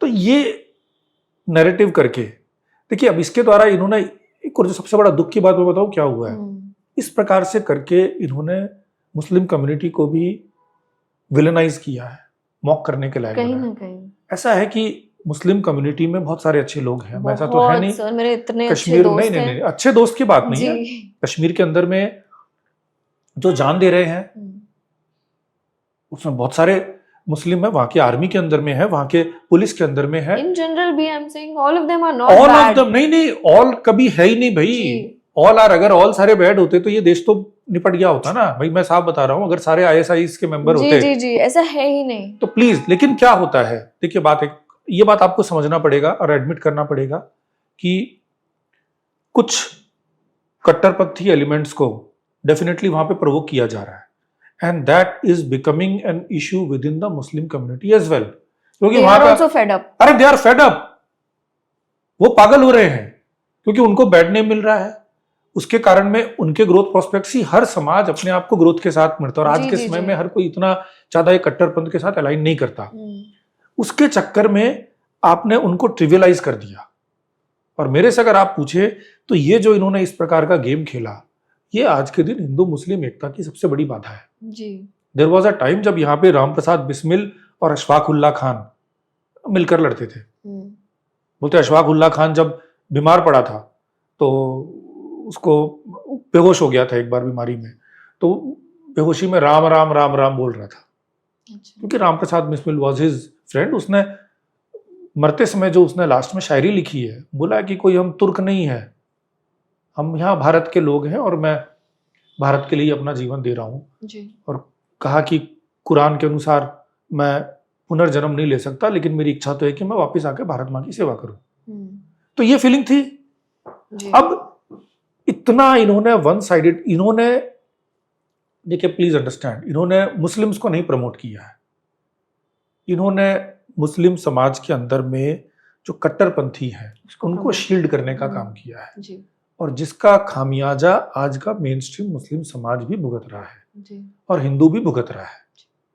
ये सबसे बड़ा, और ये पाकिस्तान एजेंडा है। जी। मुझे एक बात बताइए, how many cartoon shows you know जहाँ पर दूसरे कम्युनिटी के जो गॉड्स हम कहते हैं उनके बारे में कोई शो बने हुए हैं? नहीं है, बल्कि सलमान खान ने अभी हनुमान जी के ऊपर में एक बनाया था शो। मैं इसलिए आपसे पूछ रही हूँ, do you know other religion gods that are like mocked in cartoon shows? मुझे हमारे इसमें पता है, अब जैसे आपने जगन्नाथ प्रभु का नाम लिया, रिसेंटली मैंने देखा जगन्नाथ प्रभु का भी कार्टून बना हुआ है। हनुमान जी के तो शुरू से बनते आए हैं, कृष्ण, और ये ऐसे नहीं कि लीलाएं बता रहे हैं, लेकिन एक्चुअली कार्टून शोज बनाकर रख दिए हैं। कार्टून शो, और सलमान खान का एक जो उसने प्रोड्यूस किया उसमें तो दिखा रहा है कि हनुमान जी अपनी जंप प्रैक्टिस कर रहे हैं पेड़ से और बार बार गिर रहे हैं, और फिर राम जी आकर उसका मजाक उड़ा रहे हैं कि तू तो ठीक से जंप नहीं कर पा रहा, चोट गिर रहा है, कभी माथे में चोट लग रही है, कभी ये क्या मजाक है। ये तो इन्होंने ट्रिविलाइज, देखो बॉलीवुड ने ट्रिविलाइज कर दिया। बॉलीवुड ने एक और पाप का काम किया कि हनुमान को वाल्मीकि रामायण के अनुसार जब पहली बार राम जी हनुमान जी से मिलते हैं तो वो उनके लिए जो शब्द प्रयोग करते हैं, वो कहते हैं कि ये व्यक्ति संस्कृत का परम विद्वान, वेद का सबसे परम विद्वान, जी शक्तिशाली और बुद्धिमान है। एक बुद्धिमान के रूप में दिखाया गया, इज अ जीनियस, तभी उनको दूध बना के भेजा गया। यहां पर आपने उनको केवल एक कार्टून टाइप का बना के रख दिया। तो देखिए, ये वन साइडेड पोर्ट्रेयल तो पूरा चला है। जी ये चाहे आप राज कपूर की पूरी फैमिली के बारे में मैंने बताया, अब अमिताभ बच्चन जी को ले लीजिए। अमिताभ बच्चन जी का पूरा कैरियर, जैसे मैंने कहा, इन सपोर्ट ऑफ कांग्रेस, और उनकी फिल्मों का पूरा फिल्मोग्राफी आप देखिए। दीवार पिक्चर, खुश तो बहुत हो गए तुम करके क्रोध कर रहे हैं, और 786 उनको बार बार गोली से बचाता है। जिस दिन 786 का बिल्ला निकल के गिरता, उस दिन मर जाते हैं जी मंदिर के अंदर में।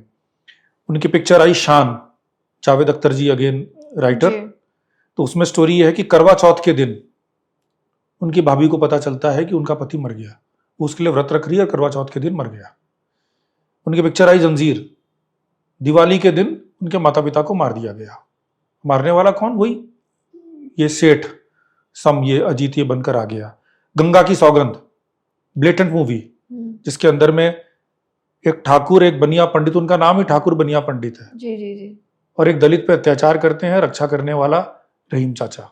दीवार में भी है ना, सॉरी दीवार में भी है। बसंती, कौन सी पिक्चर है ये? वो शोले शोले के अंदर में शोले में विक्टिम भी यही है।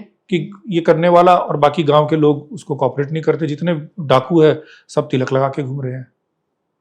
तो ये तो अब तक रहा। जी ये अभी इनकी पिक्चर आई थी एक, जिसके अंदर में नीना गुप्ता के साथ थी। तो उसमें यही था कि एक कोई डेथ हो गई फैमिली में, तो सारे हिंदू बच्चे आके किस प्रकार से डेड बॉडी के आसपास मौकरी कर रहे हैं। मेरा ये प्रश्न है कि आप कहो कि नहीं ये होता है, मैं मान सकता हूं कि समाज में होता है, हर प्रकार के लोग हैं, पर क्या बाकी रिलीजन में कुरीतियां नहीं है?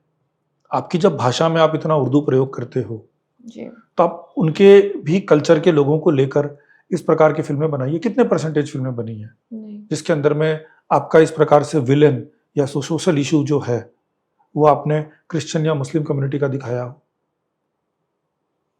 कितने ऐसे हैं जिसके अंदर में विक्टिम हिंदू है और अत्याचार करने वाला मुस्लिम है? उल्टा बहुत है। जॉन अब्राहम का सत्यमेव जयते 2 आया, 1 में भी सेम स्टोरी है कि मुस्लिम परिवार के ऊपर में सारे हिंदू करप्ट ऑफिसर आदि सब अत्याचार कर रहे हैं, पुलिस वाले अत्याचार कर रहे हैं, फिर इसको आके बचाना पड़ता है। रिवर्स कितना है? Have you seen Bobby Deol का आश्रम आश्रम? पार्ट 1, पार्ट 2, पार्ट 3, जो राम रहीम के ऊपर कैरेक्टर बेस्ड है। आश्रम तो पूरा ब्लेटेंट, मतलब और ऐसे बताया जा रहा है, बाप रे।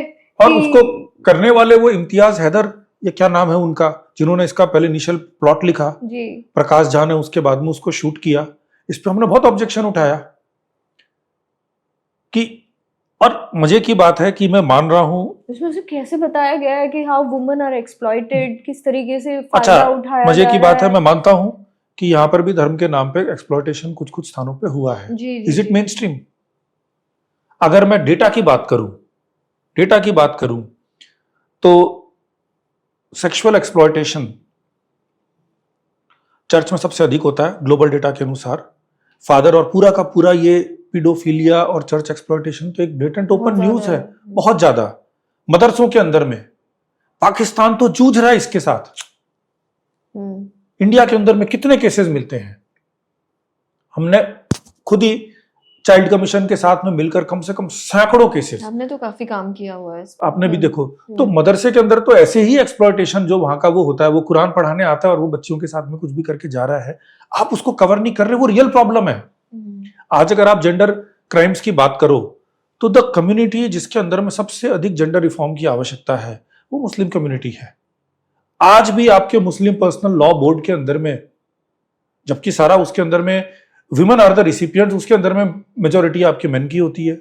आपने पूरे कानून उसके अनुसार से बना के रखे हुए हैं। 3 तलाक फॉर ऑल अबाउट मैन, आप उसकी बात नहीं करते हो। 3 तलाक का भी जब जजमेंट देना पड़ा सुप्रीम कोर्ट को तो कुरान कोट कर रही है। कुरान कोट करने की आवश्यकता ही क्या है? We are a secular country भाई। हम जेंडर बेस्ड डिफरेंशिएशन को नहीं मानते। When it comes to cultural rights, when it comes to political rights, when it comes to education rights, social rights, आपके फैमिली और वो सब में आप जो करते हो रिचुअल्स वगैरह में, वो एक अलग बात है जी आपको। और इसके बारे में कहीं बात नहीं होती है, इसके बारे में कहीं बात नहीं होती। ये हिजाब वाला सारा, नॉट इवन अलाउड। हिजाब वाला सारा कंट्रोवर्सी कहाँ पे है? हिजाब वाली कंट्रोवर्सी का मूल है, और जिसके ऊपर में अनफॉर्चुनेटली RW वाले भी क्यों ना फिर हम इसको हिंदू मुस्लिम इशू बना देते हैं। ये मुझे दुख लगता है, क्योंकि ये वास्तव में वुमेन राइट का इशू होना चाहिए। बिकॉज मोस्ट प्लेसेस में हिजाब बच्चियों पे यंग एज के साथ इन्फोर्स किया जाता है, जी। अपने फैमिली के अंदर इन्फोर्स किया जाता है। वो स्कूल जाकर पहनने वाली तो परसेंटेज ही बहुत कम है। पहले तुमको तो शिक्षा करके करना ही क्या है, और ये बहुत बड़ा पॉपुलेशन है। तो ये एक हमारे लिए कंसर्न का बात है, जिसको बॉलीवुड ने कभी शो नहीं किया। तो that is my point about it, कि आपने भारत के कल्चर को नहीं शो किया, आप जहां पे रहते हो वहां की लैंग्वेज को नहीं प्रोजेक्ट किया। पाकिस्तान की फिल्में जो दिखाती है हिंदुओं के बारे में, जिस प्रकार की फिल्में यहाँ पर गंगा की सौगंध बनी है, वैसे पाकिस्तान में एक फिल्म आप देखिएगा मुसलमान, exactly same story, same narrative, कि यहाँ पे एक बनिया बदमाश है, ये बदमाश है। वो आपको इंडिया में मालूम है ना हेट क्राइम लॉ क्यों आया था? क्योंकि देयर वाज वन महाशय राजपाल जी उसको ब्लास्फेमी के ऊपर में मर्डर हो गया था। तो उन्होंने एक पुस्तक लिखी थी प्रॉफिट मोहम्मद के ऊपर में अगेंस्ट में। पुस्तक कोई बहुत वल्गर पुस्तक नहीं है, सटायर है, किसी ने पढ़ा नहीं, उन्होंने उसको लेकर कलमा दे दिया, फतवा दे दिया। वो लिखा इसलिए था क्योंकि उस समय के कट्टरपंथी जो मौलवी थे, उन्होंने सीता माता, और ये मैंने नहीं, अम्बेडकर को कोट कर रहा हूं मैं, कि सीता माता, राम और कृष्ण के ऊपर में आपत्तिजनक पुस्तकें लिखकर अपने मस्जिदों में सर्कुलेट कराया। उसके ऊपर बहुत ऑब्जेक्शन हुआ, तो कोर्ट आदि सब ने ये कहा, सब जगह बात हुआ कि वो उनका फ्रीडम ऑफ स्पीच है। तो इन्होंने अभी काउंटर में लिख दिया। जब काउंटर में लिखा तो फतवे आने लगे, उन पर मर्डर अटेम्प्ट हुआ और वो मर्डर हो गया। मर्डर करने वाले व्यक्ति की रियलिटी ये है कि उसको सुबह पता चला, वो एक कारपेंटर था, उसको पता चला किसी ने ऐसा कुछ लिखा है। वो गया कहीं से लाकर उसने चक्कू लिया और वहीं से खोज खाज के गया, मार दिया, अनपढ़ गंवार। वो गाजी इल्मुद्दीन को लेके उसको उसके जनाजे पे उसको दफनाने के लिए हमारे इकबाल साहब चले गए, मोहम्मद इकबाल, जिनका सारे जहां से हिंदुस्तान हम करते हैं।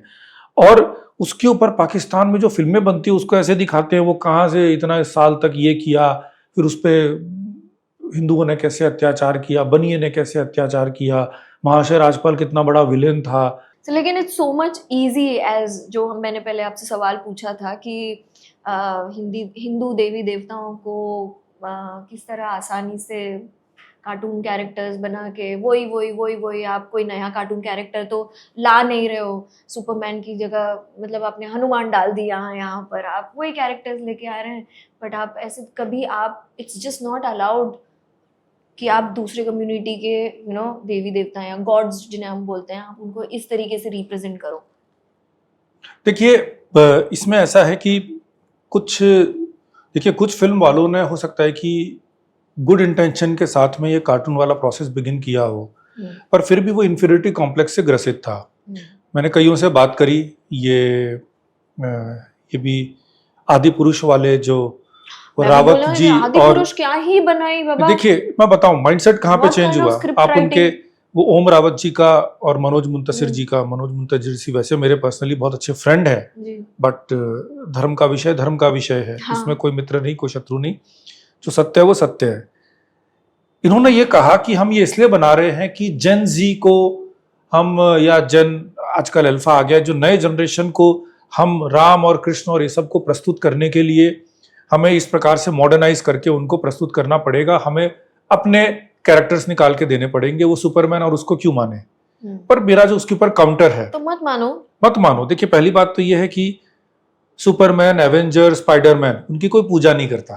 एग्जैक्टली सी आपको सुपरमैन का ऑल्टरनेट बनाना है तो यहाँ पर आप किसी और को बना दीजिए, आप अपने सुपर कमांडो ध्रुव को बना दीजिए, नागराज को बना दीजिए, चाचा चौधरी को बना दीजिए, साबू को बनाइए और उनके थ्रू ईश्वर भक्ति दिखाना है, दिखाइए, दैट्स अ डिफरेंट जॉनरा।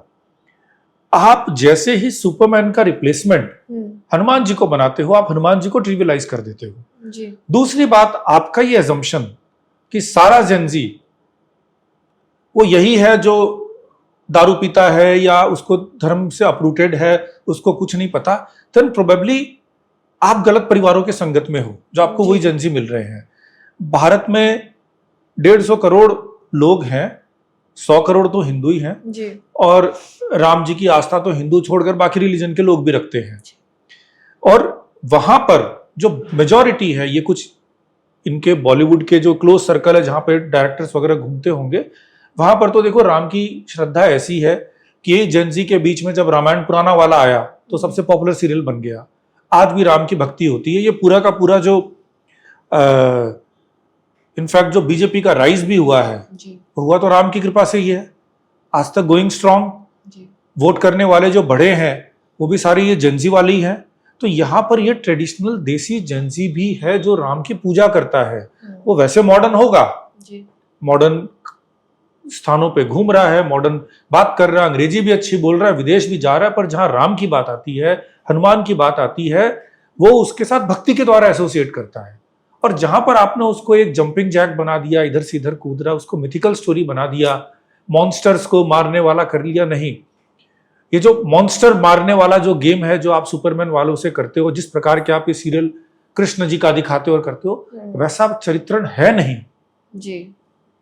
वो मॉन्स्टर्स नहीं थे जिनके साथ में कृष्ण जी युद्ध कर रहे थे, या वो मॉन्स्टर्स नहीं थे जिनके साथ हनुमान जी लड़ाई कर रहे थे कि वो ऐसे ऐसे दाना वार रहे थे और वो कर रहे थे। जैसा आदि पुरुष में दिखाया कि कृष्ण राम जी समुद्र के नीचे या जल के नीचे ध्यान लगा रहे और खूब सारे मॉन्स्टर्स आ गए। अब वो मॉन्स्टर का इमेज उन्होंने फॉरेन के फिल्मों से कॉपी कर लिया।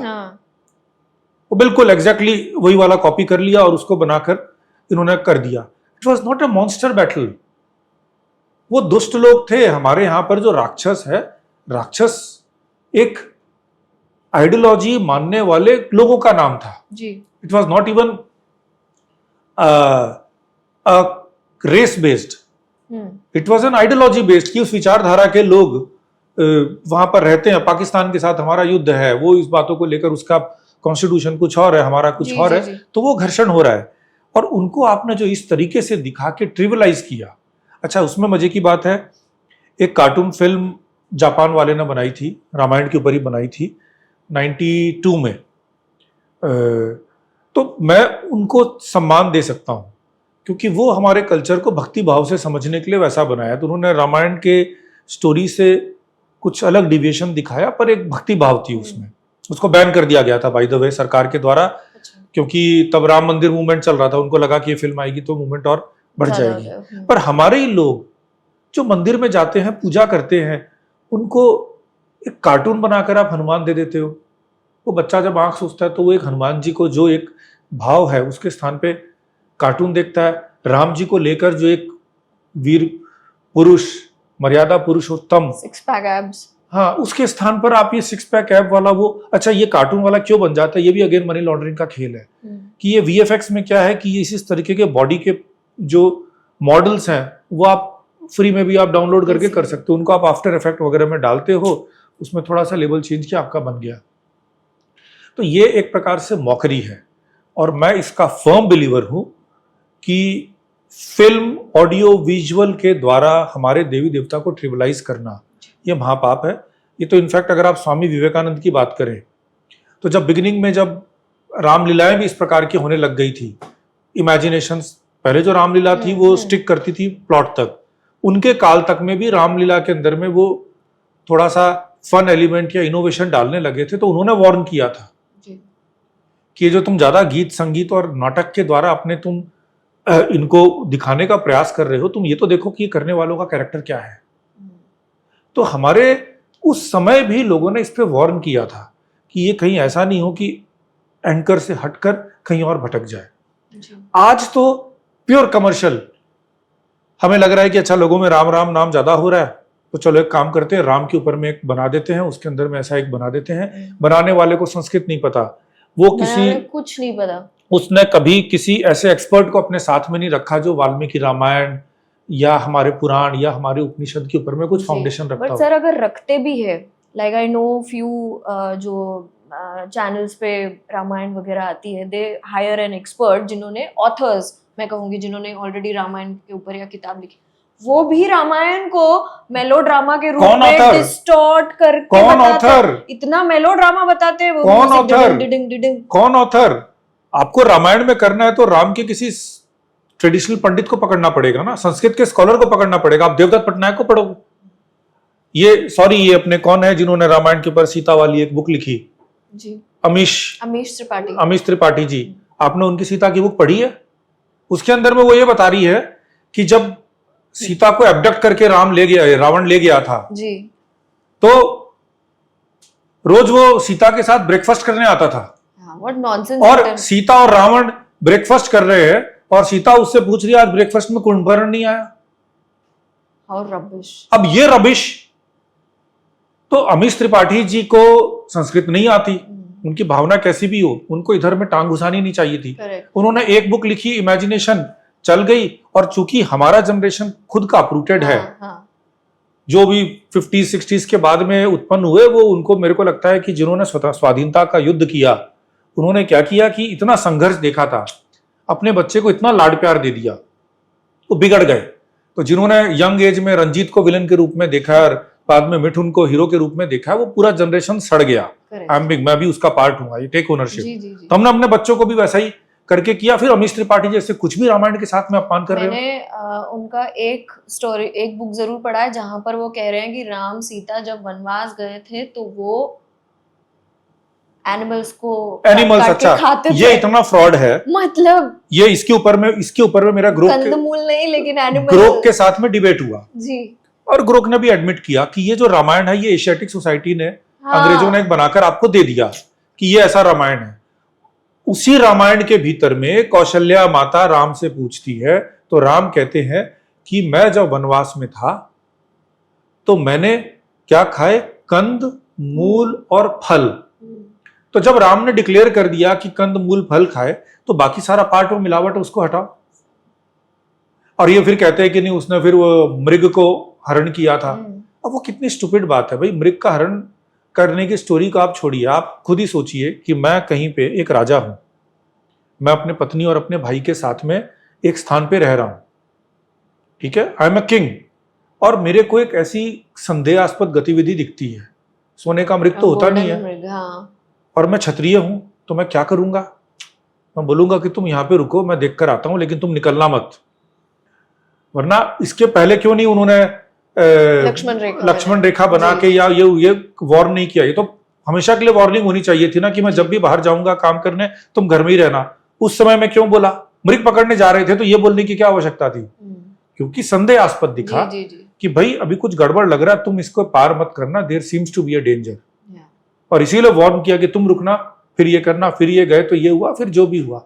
आपने उसको लेकर कि वो मृग को मारने गए थे, ये करने गए थे, ये अवश्य बात है कि उसका मन ललचाया। और फिर कवि जब अपना क्रिएशन करता है तो कई बार काव्यात्मक बातें डाल देता है। बट संजीव जी आप कुछ बोल रहे थे। हाँ, तो ये आपने आदि पुरुष के अंदर में ये कर दिया। डायलॉग आपने सुना आदि पुरुष का, कपड़ा तेरे बाप का। हनुमान जी बोला कि हम आज के टपोरियों को ये करने के लिए, कल टपोरियों के लिए क्या आप गाली गलौज करवाना चालू कर दो। तो ये क्या है ना कि ये जब बुद्धि भ्रष्ट हो जाती है और आपको लगता है कि आप देखिए, आपको अपना एंकर चुनना पड़ता है। आपका एंकर ये जेन जी को प्रसन्न करना आपका एंकर है या राम की भक्ति एंकर है? राम की भक्ति अगर एंकर है तो आप बोलोगे मैं इसमें स्टिक रहूंगा और मेरी भक्ति में इतना प्रभाव होगा, इतना चुंबकीय शक्ति होगी, सब खींच कर आएंगे। मैं इस विषय में इस्लामिक सोसाइटी का बहुत रेस्पेक्ट करता हूं, क्योंकि इतने वर्ष हो गए जहां तक अपने रिलीजन की बात होती है, मेरे रिलीजन को कैसे फॉलो करना है, दे डू इट, उसमें उन्होंने घालमेल नहीं किया। अब शाहरुख खान है, वो किसी प्रकार से इस्लामिक नहीं, हर काम वो करता है, वो ठीक है, वो अपने पर्सनल स्पेस में क्या करता है उसके ऊपर में वो कर रहा है। पर जहां पर इसकी बात आएगी तो इसको इसके अराउंड ही करना पड़ेगा। और यही का एंकर होता है, ये फाउंडेशन होता है। आप जहां पर आपने जो एक पहले कुछ आप एक बात कर रहे थे कि हम जो हिंदू हैं, हम इस नाम पे कि मेरे बेटे को अपने एंकर से बिल्कुल हटके चलो, ये कर लो, चलो वो कर लो, कुछ भी कर लो, नो प्रॉब्लम, आपको नहीं करना है बेटा, कोई बात नहीं, आपको हाथ नहीं जोड़ने भगवान के सामने, कोई बात नहीं, आपको मंदिर नहीं आना, कोई बात नहीं, पहले जब आपका मन होगा तब आप आ जाना। पहले 2 टाइम हमारे यहाँ पर जो है संध्या हवन का नियम था। आप अगर रामायण भी पढ़ो संध्या तो उसमें पूजन। आता है संध्या पूजन, उसमें अग्निहोत्र भी करते थे। तो कहते हैं राम जी भी जैसी संध्या हुई तो उन्होंने सब कुछ रोक कर वहां पर उसका काम किया। उसके बाद में हवन सब जगह प्रैक्टिकल नहीं है, जी। मंदिरों में होता है, तो कहा कम से कम 2 बार सूर्योदय सूर्यास्त के टाइम पे, और सूर्योदय नहीं तो एटलीस्ट नहा धोने के बाद में एक बार ईश्वर के साथ में करना शाम को। और ये अब तक रिसेंटली 90% 99% हिंदू घरों में मैंडेटरी था कि 2 बार कम से कम व्यक्ति हाथ जोड़ता था, ये करता था, दिया लगा के जी, कुछ भी करके ये करो। भोजन शाम का करना है तो पहले भैया दिया चास दे, मारवाड़ी में हमारे बोलते दिया चास दे, ये कर दे। अब आपने बोला वो भी अब हमारे लिए भारी पड़ रहा है। पर जब इतना भी अगर आप रूट नहीं रखोगे तो फिर क्या होता है, अच्छा इनको कैसे प्रसन्न करें, फिर आपके लिए राम भी एक कार्टून कैरेक्टर बन जाता है, हाँ। हनुमान एक कार्टून कैरेक्टर बन जाता है। और ये इसी से हुआ कि आपने हुआ कहां से हुआ कि ग्रेजुअली आपने बॉलीवुड के प्रभाव में आकर अपने रोल मॉडल्स रिप्लेस करना चालू कर दिए जी। आप मुस्लिम समाज में जाइए, वहां पे वो भले ही सलमान खान की फिल्म को हिट करा देते हैं, शाहरुख खान की फिल्म हिट करा देते हैं, अमिताभ बच्चन के भी बड़े फैन थे, सब थे, वो बोलेंगे, पर उनसे बोलोगे कि आपका रोल मॉडल कौन है, बोलेंगे प्रॉफिट मोहम्मद। शाहरुख खान से भी पूछोगे who is your role model, my role model is prophet Muhammad. बहुत क्लियर है। तो क्या आपका रोल मॉडल स्टक है जी, तो चलता है। यहाँ पे मेरा रोल मॉडल कौन है, तालुक Khan, sorry some of this I am just because करके, या सलमान खान, अमिताभ बच्चन, इससे मिलना ही मेरा जीवन है, इसका ये है। अरे क्यों?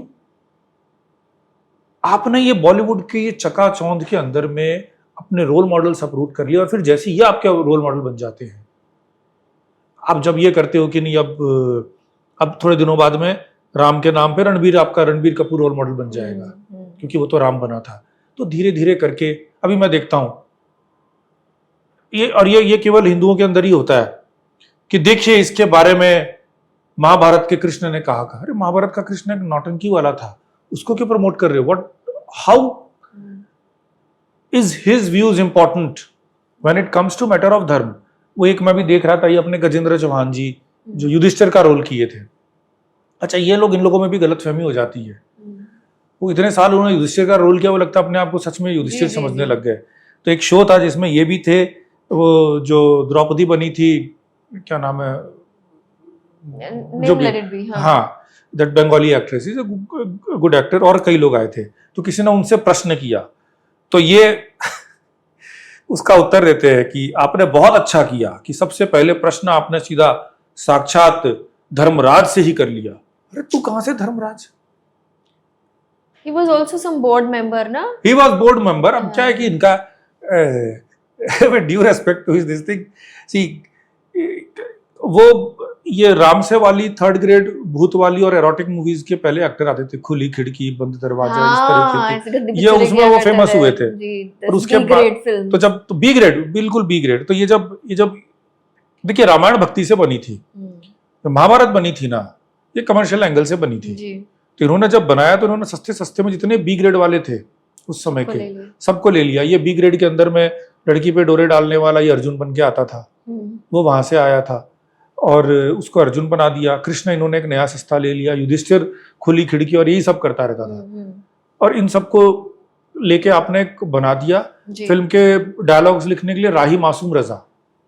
राही मासूम रजा इज अ कम्युनिस्ट माइंड का एक राइटर। तो उसने यहां तक किया कि एक एपिसोड के अंदर में जहां पे भीष्म वध हुआ है, उसके पहले दिखाया भीष्म ने अपने दासों को आजाद किया कि आज से मैं तुमको दासत्व से फ्री करता हूं। और उसके ऊपर में फिर ये महेंद्र कपूर एक श्लोक भी गा देते हैं जी। वो एपिसोड महाभारत में नहीं है। पूरे के पूरे हिंदू सनातन परंपरा में जितने भी स्क्रिप्चर्स हैं उसमें दास का कहीं कॉन्सेप्ट नहीं है। दास का अर्थ है सेवक, दास का अर्थ जैसे हम अपने नाम के आगे लगा लेते हैं। दास शब्द का अर्थ है जिसने अपना ईगो नष्ट कर दिया है। जी, जी, जी। तो ये जो स्लेवरी के साथ में जो कॉन्सेप्ट इन्होंने किया कि कोई परमानेंटली उसका स्लेव रहेगा, उसको वो कहीं पे वर्णन ही नहीं है, महाभारत में नहीं है। लेकिन राही मासूम रजा जिस बैकग्राउंड से आते हैं वहां पर तो human slavery was a common thing till recent. तो जबरदस्ती उसमें इम्पोज करके इन्होंने एक अपना ही नैरेटिव पुश कर दिया। सर मैं आपसे एक सवाल पूछती हूँ, अब ये रामायण से थोड़ा हटके, जैसे आपने लता मंगेशकर जी के बारे में एक इंसिडेंट बताया था कि कैसे महाराष्ट्र में होकर after even being such talented she had to struggle for a year to get into the film industry because of her accent. ऐसे और कौन से एक्टर्स हैं जिन्हें सफ़र करना पड़ा? Because all we know are these big names, Shahrukh Khan, Salman Khan, Aamir Khan, then देखिए ऑल द ऐसा है कि अगर वही बात बाकी करें के जो हिंदू वो जो थे, इन्होंने हिंदू नाम रख लिए, तो who are all these people, the actors who suffered? देखिए एक्टर सफर में क्या, बहुतों को तो चांस ही नहीं मिलता था because it was a close group. कोई आके अंदर आ गया, सेट हो गया तो अलग बात है, वरना मिलेगा नहीं। और किसी ने यदि थोड़ा सा भी डिविएंट रोल किया, जैसे एक दहक करके पिक्चर बनाई थी, उसमें हीरो था ये विनोद खन्ना का बेटा, तो उसके अंदर में लव स्टोरी थी, hero is a Hindu, girl is a Muslim, और तो वो फिल्म ऐसी विलेनाइज हुई, 98 के अंदर में आई। उसके बाद से आप देखो कि वो अक्षय खन्ना का कैरियर निपट गया, he is out of it. Sunny Deol gave his biggest blockbuster in Gadar. Gadar के ऊपर इतने प्रोटेस्ट हुए, कई जगह पे बम धमाके हुए देश में, क्योंकि अगेन लड़की मुसलमान, लड़का हिंदू हो या जट सिख, उसको लेकर कई जगह बहुत भयंकर प्रोटेस्ट हुए। जी। और उसके बाद में बॉलीवुड ने उनको बॉयकॉट कर दिया। उसके बाद में उन्होंने जो फिल्म बनाई अनिल शर्मा के साथ, अनिल शर्मा उनके रिलेटिव हैं, वो हिट नहीं हुई।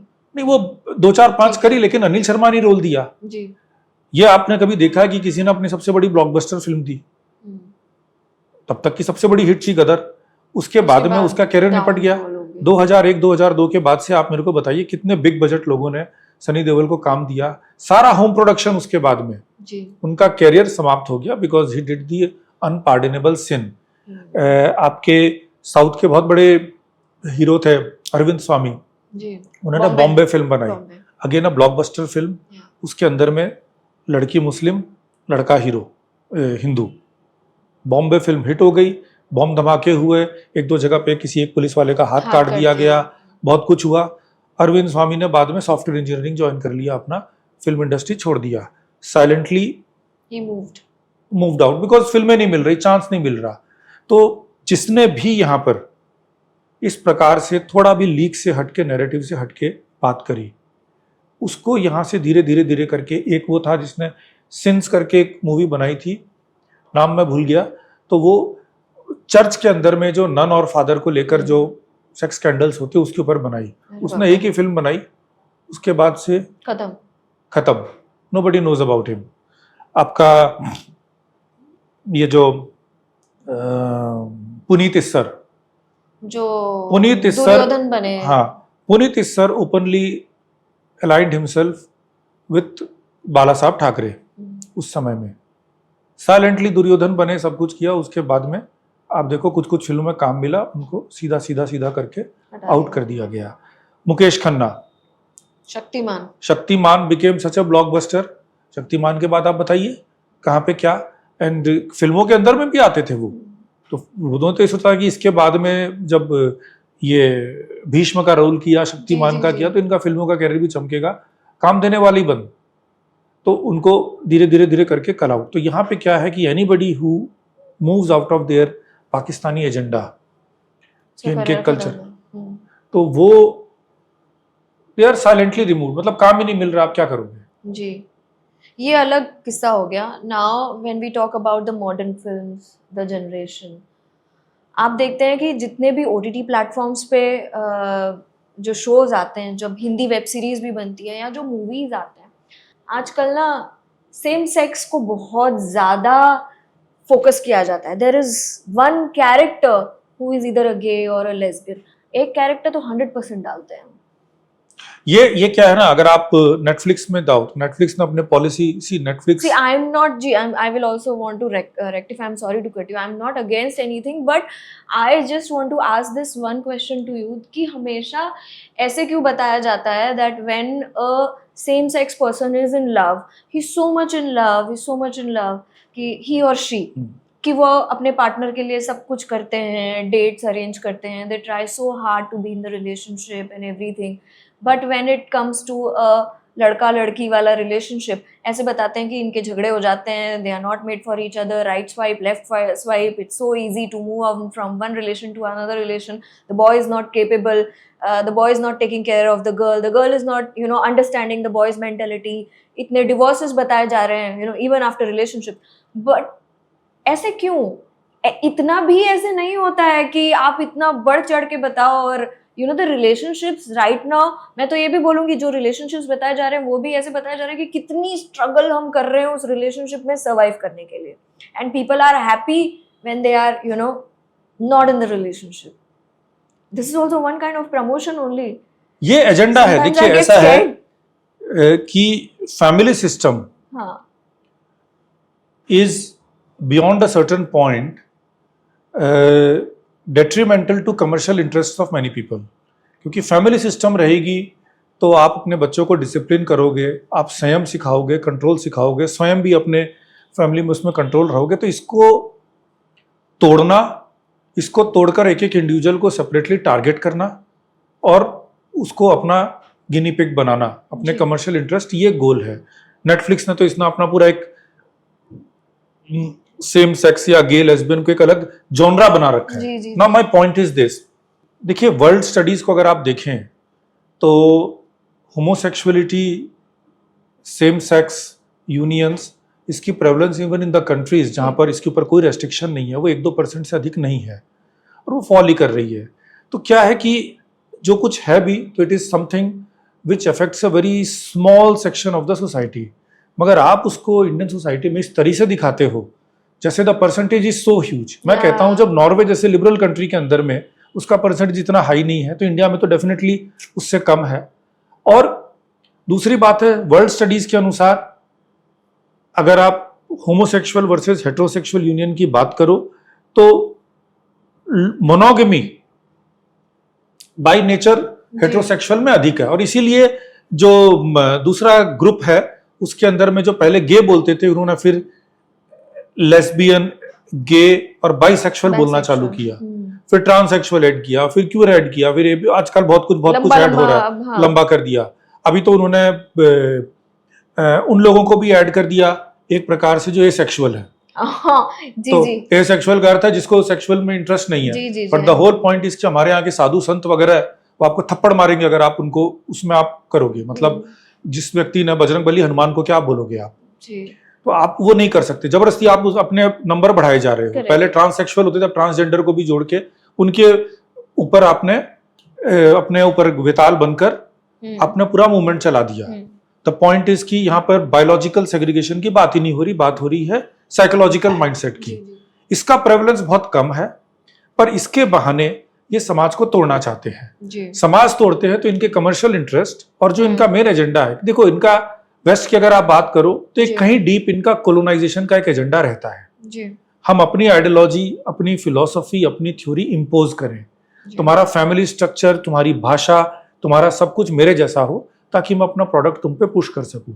नेटफ्लिक्स, प्राइम आदि ने स्पेशल जॉनरे बना रखे हैं इसके ऊपर में, और यहाँ के फैमिली सिस्टम को तोड़ने के लिए, और ये बिल्कुल लेफ्टिस्ट टाइप के लोग हैं, ये कर दिया कि भाई जैसे as if her heterosexual union वो तो झगड़े का ही जड़ है। तो ये इनफैक्ट एक क्राइम है और मुझे लगता है इसके ऊपर तो सरकार को रेगुलेशन करना चाहिए। और स्पेशली ऑन प्लेटफॉर्म्स जहां पर आज भी एडल्ट वर्सेस चाइल्ड को क्या दिखाया जाए इसका रेस्ट्रिक्शन नहीं हम इम्पोज कर पा रहे, वहां पे इस प्रकार का कंटेंट बंद होना चाहिए। एनी कंटेंट जो हमारे की ट्रेडिशनल फैमिली वैल्यूज उसके अगेंस्ट में हो जी, उसको आपको रोकना चाहिए, एटलीस्ट बच्चों तक ना पहुंचे रोकना चाहिए। उसके बाद में पॉलिसी बने इसके ऊपर कि किसको किस अंश तक, किस प्रकार से, किस ऑडियंस को दिखाना सही या गलत है। अभी तो क्या हो रहा है, छोटे छोटे बच्चों को, आपको पता कितने केसेस आ रहे हैं जहां पर बच्चों के अंदर में जेंडर कंफ्यूजन उत्पन्न कर दिया गया, और वो एक एज तक ये प्रोपेगेंडा के कारण। देखिए क्या होता है, हर व्यक्ति के अंदर में मैस्कुलिन और फेमिनिन दोनों ट्रेड्स होते हैं। आपने ब्रेक कर रखा है, मेरे अंदर दया करुणा भी है और मेरे अंदर क्रोध भी है। आप बच्चे में कंफ्यूजन उत्पन्न कर देते हो कि मैं फीमेल हूं या क्या हूं, करो ना ऐसे। और वो चक्कर में बहुत लोगों ने अपने जेंडर चेंज के फिजिकल ऑपरेशंस वगैरह कराए, बहुत बड़ा एक बिजनेस है, और बाद में रियलाइज करते हैं कि यार ऐसा कुछ था नहीं, इसके ऊपर में स्टडीज आ रहे हैं। मैं तो कहता हूं कि अगर ये कंफ्यूजन भी है उसको, तो उस कंफ्यूजन को भी नेचर का पार्ट मान लो ना जी। Let nature take care of it. आप अपने सर्जरीज करने के लिए आप अपने वर्ल्ड व्यू को क्यों थोप रहे हो? जी जी। बच्चा जब तक मैच्योर नहीं होता, और maturity by the way science ये कहता है mental maturity takes at least 21 years, not only 18 years. ये तो आपने अपने कन्वीनियंस के लिए किया है। स्टडीज कहती है 21 साल तक ब्रेन डेवलप करता रहता है। आप भी अगर अपने लाइफ को देखो, 21-22 साल तक आप सेल्फ डिस्कवरी कर रहे थे, मैं क्या करना चाहती हूं, क्या मुझे अच्छा लगता है, क्या इसके मेरे में व्यूज है। आप डेवलप होने दीजिए।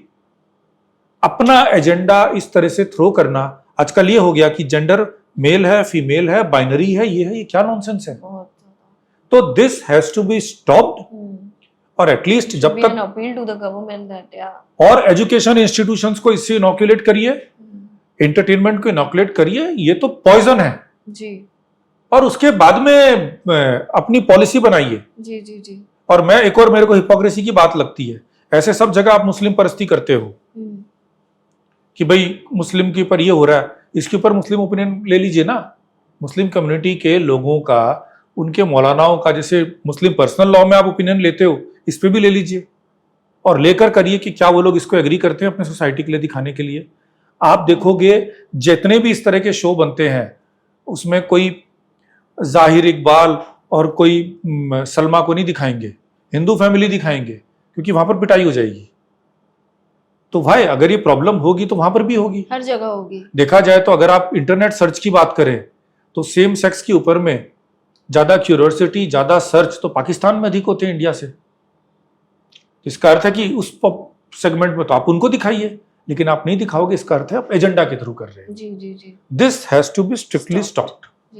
सर, ये जो जितनी भी हमने बातें करी है, एक और हम जो बॉलीवुड का हिस्सा है ग्लैमर का, वो देखते हैं कि ड्रग्स, इतनी अच्छी तरीके से ड्रग्स, रेव पार्टीज को ग्लैमराइज किया जाता है बॉलीवुड में, and then the PR comes, clean up करते हैं वो।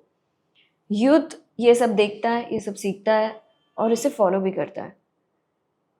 What do you have to say about this?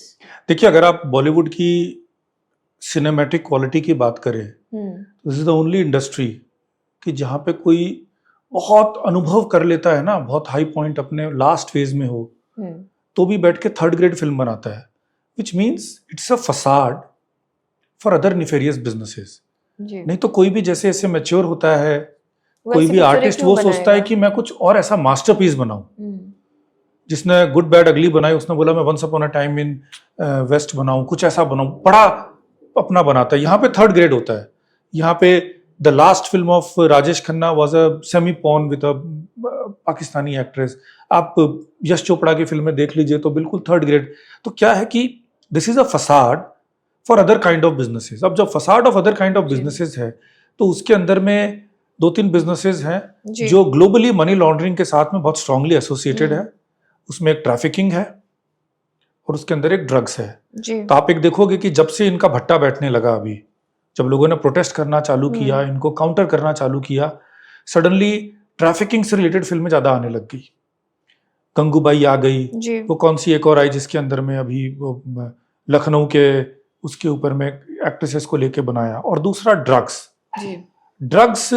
क्योंकि इनमें से बहुत सारे लोगों के ऊपर एक्यूजिशंस भी हैं, कई एक्टर्स जो हमेशा फ्लॉप रहे बट आज भी बड़े आलीशान बंगले में रहते हैं, बहुत कुछ उनका पैसा है, कि कर क्या रहे थे, where does this money come from. फिर आप देखोगे कि एक बहुत बड़े एक्टर जो थोड़ा स्टटर करते हैं, उनके बच्चा पकड़ा गया था और उसके बाद में suddenly he becomes the darling of everyone. अभी सुना उनको नेशनल अवार्ड भी दे रहे हैं, और तो ड्रग्स में। और उसके साथ में जो पकड़े गए वो कोई और की बेटी थी, जिसका जीवन में उसने शायद अपनी एक फिल्म वो भी हिट हुई कि फ्लॉप हुई, पता नहीं, उसके बाद सारा फ्लॉप किया है, but then he is one of the poshest fellows today. तो ड्रग्स एक बहुत बड़ा बिजनेस है। हर थोड़े थोड़े दिनों में आप देखोगे कि कोई ना कोई इनका एक्टर, एक्ट्रेसेस वगैरह ये कहीं ना कहीं से कोई ड्रग के साथ में पकड़ता है, पार्टीज दिखाई जाती है, और इसको ये प्रमोट करना चाहते हैं अपना बिजनेस बढ़ाने के लिए। एक फिल्म आई थी बॉम्बे वेलवेट, बॉम्बे बेगम्स अच्छा, करके, उसके अंदर में ये पूजा भट्ट भी थी उसमें, तो हमने चाइल्ड कमीशन Let's तक say गए थे। Netflix छोटी की बच्ची को, series, some हाँ, series. छोटे बच्चे को पूरा, एक लड़की को, एक तो उसको कि बचपन से कैसे वो सेक्सुअली अराउज हो गई एंड शी नीड्स मैन, और वो ऐसे से सूंघ सूंघ के ड्रग्स ले रही है, तो हमने बोला छोटे बच्चे को कैसे दिखा रहे हो, हम्म, तो फिर वो बंद हुआ उसके पॉइंट। तो ये क्या है कि अगर मनी लॉन्ड्रिंग होगी तो ड्रग्स होगा ही, बिकॉज ड्रग्स, सट्टा और गैम्बलिंग, जो सट्टा, ड्रग्स, गैम्बलिंग, ट्रैफिकिंग, ये तीन इसके फाउंडेशन होंगे, जिसको छुपाने के लिए सारा फसाड हो रहा है। हाँ, फसाद तो हो ही रहा, लेकिन पार्टीज भी तो खुलेआम होती पार्टीज हैं, इसीलिए खुल के करते हैं और फिर इनकी पीआर आके क्योंकि clean up करते हैं, whitewash करते हैं। इनको इस कल्चर को प्रमोट करना है, इसको फैशनेबल बनाना है, इनका बिजनेस भी बढ़ता है। और जिस कल्चर को देखिए आज के दिन अब छुप के करना इम्पॉसिबल है बहुत अंश तक। अब वो एरा गया, जैसा मैंने बताया कि वो एक न्यूड पार्टी जी, राज कपूर जी कर रहे थे, हम्म। तो उसमें किसी ने फोटो खींच लिया था, फोटो कम होते थे। किस तरह की और पार्टीज होती है आपको पता है? आजकल आपके सामने तो किससे आए होंगे रिसेंट डेज में, किस तरह की बॉलीवुड पार्टीज होती है? देखिए बॉलीवुड पार्टीज में बहुत बहुत प्रकार की चीजें होती है। One of my friends was associated with a large brewery firm, तो उनका काम ही उनके लिए पार्टी अरेंज करना था, और वो ऐसा शॉक में गया कि वो निकल के ही had to be given mental rehabilitation. जी हाँ, तो खैर, बट मेरा एक नियम है कि I only talk about those things which are in public domain. Okay, so public domain के अंदर में भी आप देखोगे कि ये इनके पार्टीज को बड़ा फ्लैम्बॉयंट रूप से किया जाता है, फ्लॉन्ट किया जाता है, एस्पिरेशनल बनाया जाता है, because they can't hide now. छुप नहीं सकते तो खुल के करो, और खुल के करो ताकि आपका बिजनेस भी बढ़े और इसको एस्पिरेशनल बनाया जाए। जी सर, बता ही दो कौन सी पार्टी होती है, अब मैं बड़ी क्यूरियस हो गई जानने के लिए। नहीं, देखिए जो पब्लिक डोमेन में नहीं है वो नहीं बता पाएंगे आप? देखिए, ड्रग्स, सेक्स, ये दोनों के अराउंड इनका सारा खेल चलता है। देयर आर गेम्स सब वगैरह है। अब उसको लेकर बहुत कुछ हुआ है। अब जो सुशांत सिंह राजपूत का जो मर्डर हुआ, और उसके पहले उनके एसोसिएट का मर्डर हुआ, तो वो भी पार्टी किस प्रकार की चल रही थी, क्या आप उसके बारे में पता करिए। तो there are things that will नहीं पता come सर, आप out. बताओ। नहीं, तो मुझे भी नहीं पता, शायद ऑडियंस को भी नहीं पता नहीं होगा। पता होगी। मैं देखिए, again I don't want to accuse anyone, but the point is कि yes, So don't take drugs and names, sex. just we wanted to know like what kind of parties do happen there. मेरे को एक पता है जो मैं बताती हूँ, जो मैंने सुना है, आई डोंट नो, जो आप पब्लिक डोमेन, एक पार्टी होती है, फिर वहां पे एक बाउल रखा जाता है, there are car keys. Have you heard about it? I have heard about it. Page 3 में जो एक सीन दिखाया गया था बच्चों के साथ में, एक किसी बड़े एक्टर के यहाँ से वो पिडोफिलिया के एक्यूजिशन निकलते हैं। जी, अब उस प्रकार की पार्टी का उस फिल्म के रिलीज होने के 6 महीना पहले मुझे पता था कि समथिंग लाइक दैट हैपेंड।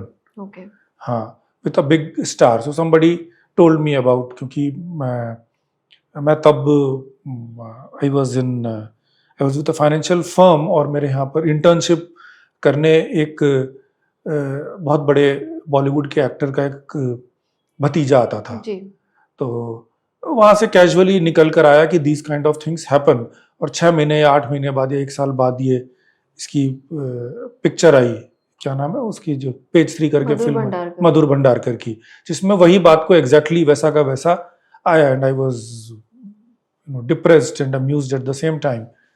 तो वो है। अब तो उस प्रकार का चीज यहाँ पे कॉमन प्लेस है।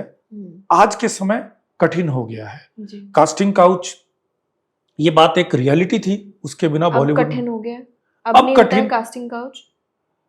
अब तो कॉन्सेंट से ही सब कुछ हो जाता है। पर क्योंकि कास्टिंग अब करना- काउच के नाम से ये प्रोस्टिट्यूशन के रैकेट्स नहीं चलते हैं? बिल्कुल चलते ही होंगे, बहुत सारे होते हैं। अगर आप देखोगे, इन्होंने खूब सारे रियल एस्टेट देकर लोगों को दे रखा है।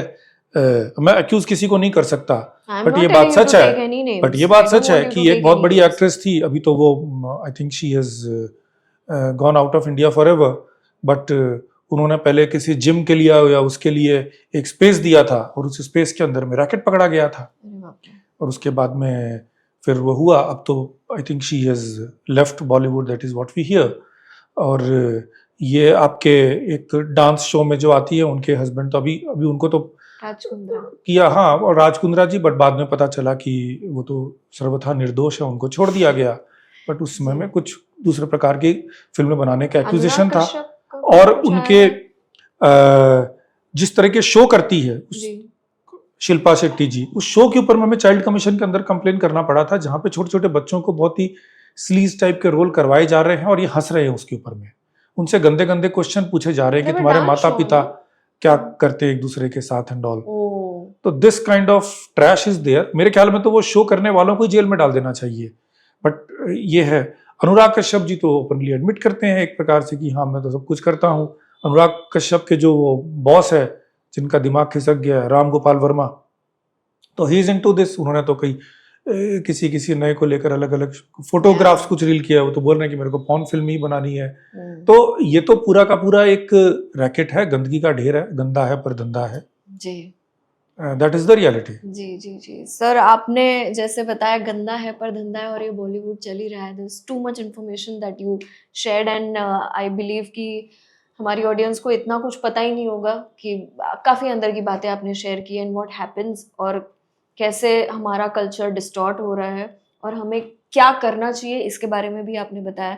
सो thank you so much for your time, thank you so much for Thank you. Talking about this subject, need of the hour जिसे कहते हैं कि ये बहुत ज़रूरी सब्जेक्ट था जिसके बारे में हम बात करें। बिकॉज बॉलीवुड एक ऐसी इंडस्ट्री है जहाँ पर जाने अनजाने में गानों को लेकर, डायलॉग्स को लेकर, छोटे से छोटे बच्चे से लेके बड़े तक फॉलो करता है।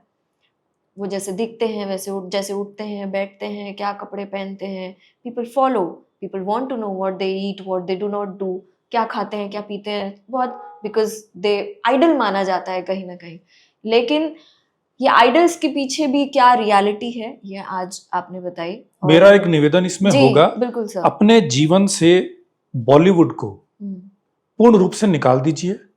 ना इनको एमुलेट करिए, ना इनके ड्रेस को एमुलेट करिए, ना इनके बोलने के स्टाइल को, डायलॉग के, फिल्मों को वगैरह टोटली करिए। आप राष्ट्र की सेवा करोगे, विश्व की सेवा करोगे, क्योंकि मनी लॉन्ड्रिंग से चीजें बचेंगी। और आप अपने आप को एक नकलची बंदर लो क्वालिटी का बनाने जी। से बचा लोगे, क्योंकि ये खुद भी जो करते हैं एस्पिरेशनल, ये All इधर उधर copy. से नकल करके बहुत ही ओछे लेवल पे उसको नकल करके ओछे लेवल पे लेके जाने का काम करते हैं। तो आप बेसिकली जिसका नकल किया उसके नकल करके आप अपने आप को डिग्रेड कर रहे हो। The worst thing that you can do for your brain is to have any association with Bollywood. जी इसको छोड़ दीजिए। ईश्वर ने मनुष्य को बुद्धि दी है, that is what differentiates human being. Yeah. Don't do anything which is damaging for your brain. जी एंड भारत के अंदर इतनी विविधता है, इतना कल्चर है, इतना स्टोरी है, इतना ब्रिलियंस है। आप उसको एक्सप्लोर करिए, अपने आप को एक्सप्लोर करिए। of course. You know, people जो बॉलीवुड से बच के रह रहे हैं, वो देखिए आज के दिन चेस के अंदर में Oh, वर्ल्ड चैंपियन बन रहे हैं। जी जी जी क्यों अपने आप को आप उससे डिप्राइव कर रहे हो? जी तो बॉलीवुड को पूर्ण रूप से दूर कर लीजिए। Good for your brain. Correct. Thank you so much sir, thank you again, thank you for joining, thank you for your time. और ऑडियंस भी हमें कमेंट्स में बता सकती है दैट उनको ये एपिसोड कैसे लगा, what is there thought about the Bollywood जो अभी प्रेजेंट सिचुएशन है उसके बारे में सब हमें कमेंट करके बता सकते हैं। संजीव जी को आप फॉलो कर सकते हैं, ट्विटर हैंडल, इनके सोशल मीडिया हैंडल्स हमने डिस्क्रिप्शन में शेयर किए हैं। और let us know what your thoughts are on the reality of Bollywood. Thank you again, until next time देखते रहिए द राव्या साडा शो।